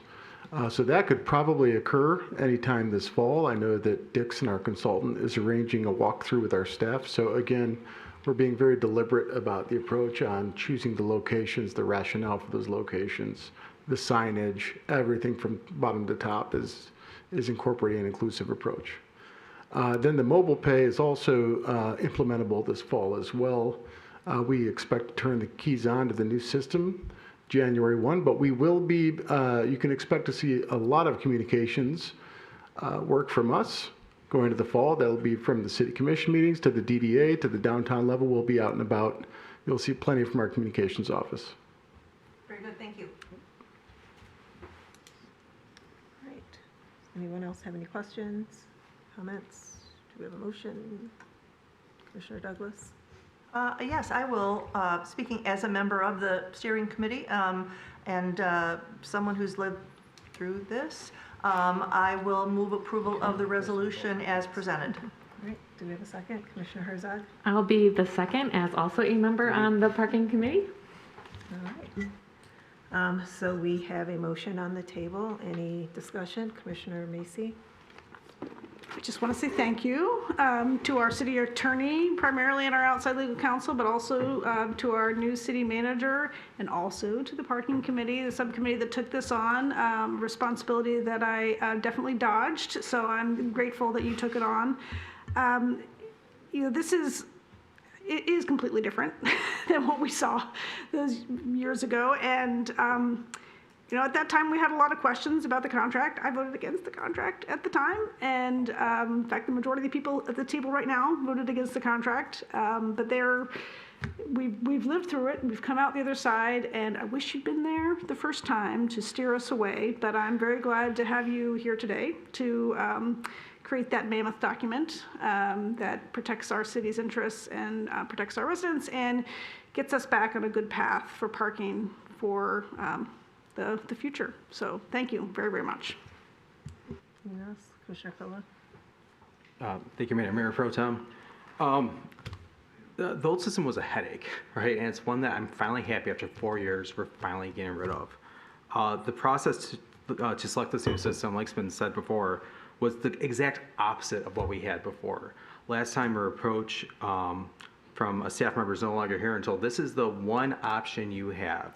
And we had to accept it, and the contract that went along with it. This time we had multiple vendors come out, we had demonstrations, we took input from the public and from residents and visitors alike. Like, this was a true community effort to find what would end up being the best system for the city. So I also want to thank Commissioners Herzog, Douglas, and Cheatham for being voluntold that they were on the parking committee. We appreciate all those extra meetings they had to go to, because it was a lot of extra meetings, right? It was weeks and weeks of collaboration with our DDA and our community engagement team and our city management to really find what was going to work best for the city. We're a locus dynamic. Like I said, this has been a headache, and we're finally moving past this. So thank you to staff. You did a great job in engagement. Of course, the legal team, Nick, you, Jennifer, Matt, really knocked out of the park with this. If we had that document before, we wouldn't be where we are today. So I think that this is a huge opportunity for the residents. It's a big one for the city. Commissioner Herzog? So I was a resident when you made this decision the last time. But I feel that your effort was to make parking more convenient and enhance the overall experience of enjoying our downtown.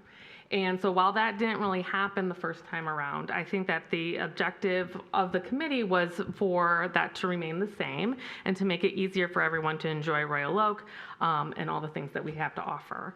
So I'm really looking forward to seeing our next steps, which includes an education piece, an outreach piece, and then implementing a system that is really, it's going to, it was chosen through, and I really want to uplift this that we've already talked about. It was a collaborative and thoughtful decision-making process where we had city commissioners, DDA, city staff. We had a consulting firm that helped guide us through the process. We had community outreach. So this was a very collaborative and thoughtful approach for a system that is going to have an easier use. There's the readability and then the solar power component that we're excited about. So I think we have a leading system, and we've had a lot of thoughtful discussion about it and a lot of hard work in it, and I'm looking forward to the next steps. Well, like Commissioner Macy, my concern with the last contract was the contract itself. It was a completely one-sided contract. It was not beneficial to the city at all, and this is a much more fair contract. And obviously drafted by the city, it is quite beneficial for the city. So thank you, Mr. Gorchowski, to you and your legal team, Mr. Gottschall, for you and your team for leading the effort for the public engagement. And you're right, Commissioner Herzog. The thought was moving forward with the last system that it was going to be much easier for the public to park downtown and enjoy downtown, and it became a headache, like Commissioner Colo indicated. And having used Park Mobile in both the city of Detroit and in Birmingham, it is a much easier process. It is an experienced company. They've been around for a while. So I feel they've been able to work out the kinks that we saw with MPS. So I'm really excited to have them in our city and hopefully make that parking experience easier and more convenient for our residents. So thank you all for your help and your support. And I understand the police department was also a part of this process. So thank you, Chief Moore, for you and your team being a part of this process with us. All right. There was, I'm sorry, were you raising your hand? Yes, I'm sorry, I forgot. So even though we fixed it on the e-scribe electronically, there was a small typo on the expenditure required on the initial agenda item. So it's clear the expenditure for this is $888,672, not $888 million. So there was, I think there was a period or a couple of zeros accidentally transposed. So just so that's clear, it was corrected on the electronic version when it was discovered, but unfortunately it didn't make it to the public version. But nonetheless, it is clear in all the other documentation and the contract, most importantly, that that is the number for the initial purchase of the system. Thank you for that clarification. There is a motion on the table, right? So we will vote. All in favor? Aye. Aye. Aye. Are we sure? Okay. Opposed? All right, the ayes have it. Thank you again for all of your hard work on this. All right. Balloons and all. Moving on to item number 11, the precinct consolidation. Madam Clerk. Good morning. Good evening, Mayor Pro Tem and Commissioners. In December of 2023, Governor Whitmer signed Senate Bills 572 and 573 to allow the expansion of precinct sizes from 2,999 voters to 4,999 voters. When this happened, I brought forward to all of you a recommendation to approve a reduction of our precincts from 24 to 18. Since that time, we've had 3 elections held, including our presidential election last November, and there have been no issues with decreasing the number of precincts. After doing a second evaluation of the number of precincts, I've realized we can consolidate even more, bringing the total down from 18 to 15. The 3 changes these changes would include having 1 precinct at the Salter Community Center instead of 2, one precinct at Jane Addams instead of having two. We're merging them together. And also at Northwood, we would have one precinct instead of two. Every 10 years, we purchase new voting equipment, and the state is going out for RFPs soon for new election equipment in 2026 for the changeover in 2027. The Bureau of Elections is recommending that we budget $15,000 per precinct for this new equipment. So eliminating the proposed 3 precincts will save the city $45,000 for new equipment. It's a good time to make this change because our state Senate district has also just changed from District 8 to District 10. And with this change, all voters in the city must receive a new voter ID card showing the new district change. In doing this, they will be made aware of their new precinct number because I'm renumbering the precincts as well, and also their new Senate district number. This recommendation was also brought forward to the Election Commission last month and was approved unanimously. So I'm asking for approval to, that you approve the proposed precinct new map as presented, that you approve the proposed renumbering of the 15 precincts in the city, and also that you direct me to notify all the voters of the new Senate district change and precinct number by sending new voter ID cards to all voters. Thank you. Any questions for Madam Clerk? Commissioner Macy?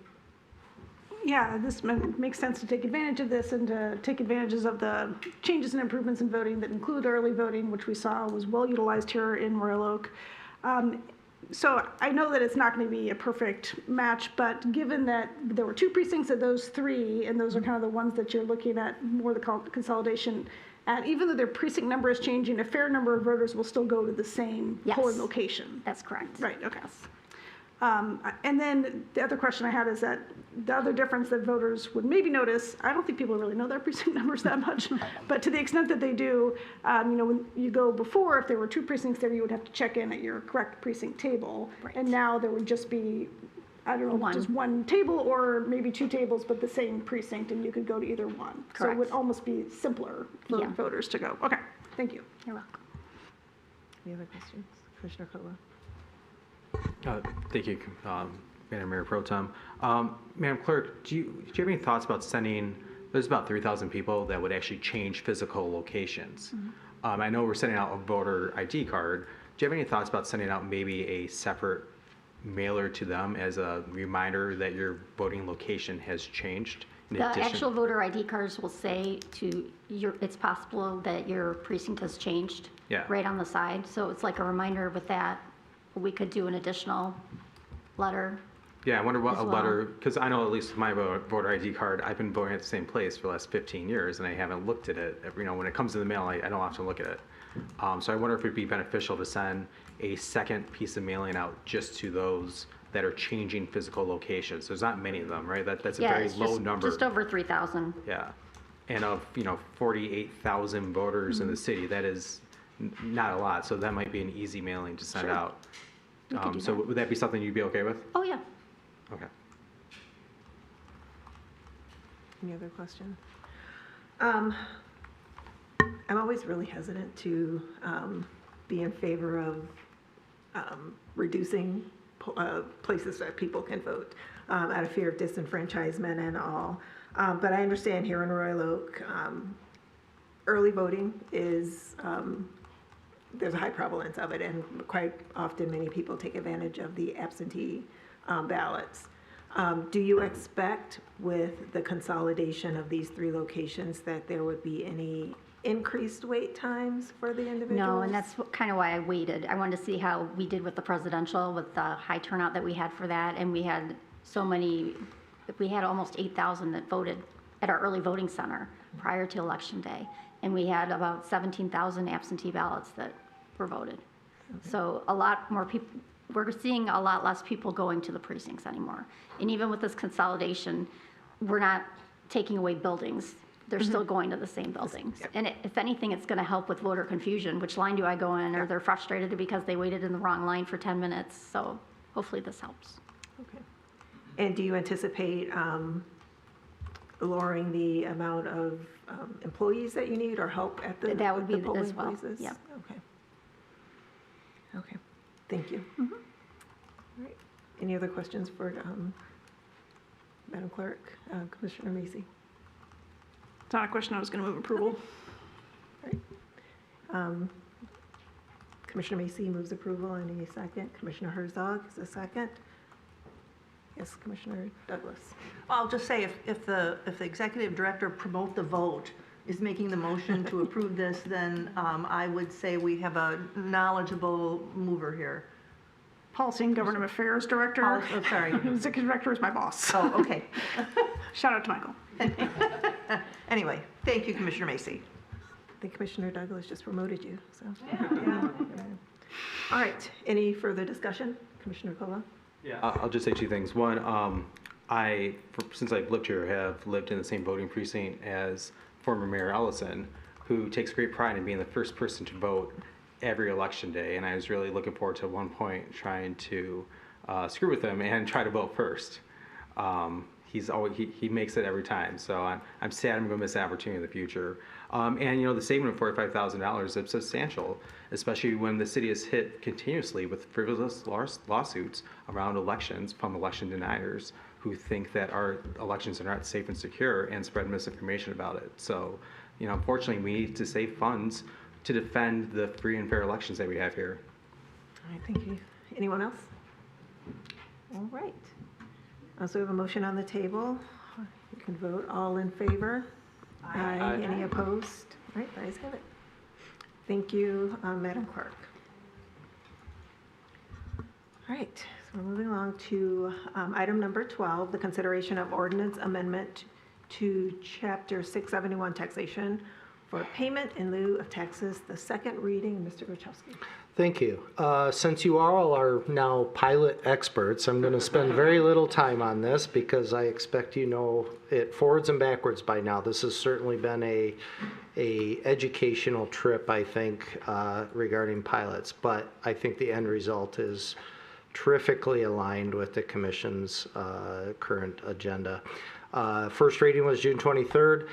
As indicated at that first reading, there was one small change made between first and second, and that is simply the project name. Originally, it was considered to be Lofts on Third. Now it's officially designated as the Civic, is what it'll be called. So other than that, there are no changes whatsoever between first and second reading, and first reading was voted on unanimously at that time. So should the Commission want to approve it on second reading, there's a proposed resolution to do that. And just to be clear, procedurally, there's no issue with us having two members missing this evening of voting, even though it was unanimous on the first reading. I'm sorry, I totally missed the first part of that question. Just for clarity purposes, we do have two members missing this evening. There's no issue with voting on this as a second reading, even though it was unanimous the first reading. No, not at all. All right, Commissioner Douglas. Move approval. All right, and a second. Commissioner Herzog. Any discussion? All in favor? Aye. Any opposed? All right, the ayes have it. And move on to number 13, I believe Commissioner Herzog's favorite agenda item. Motion to adjourn? All right, is there a second? No. Commissioner Douglas, any discussion? All in favor? Aye. Any opposed?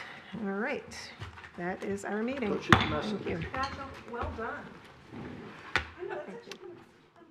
Not bad.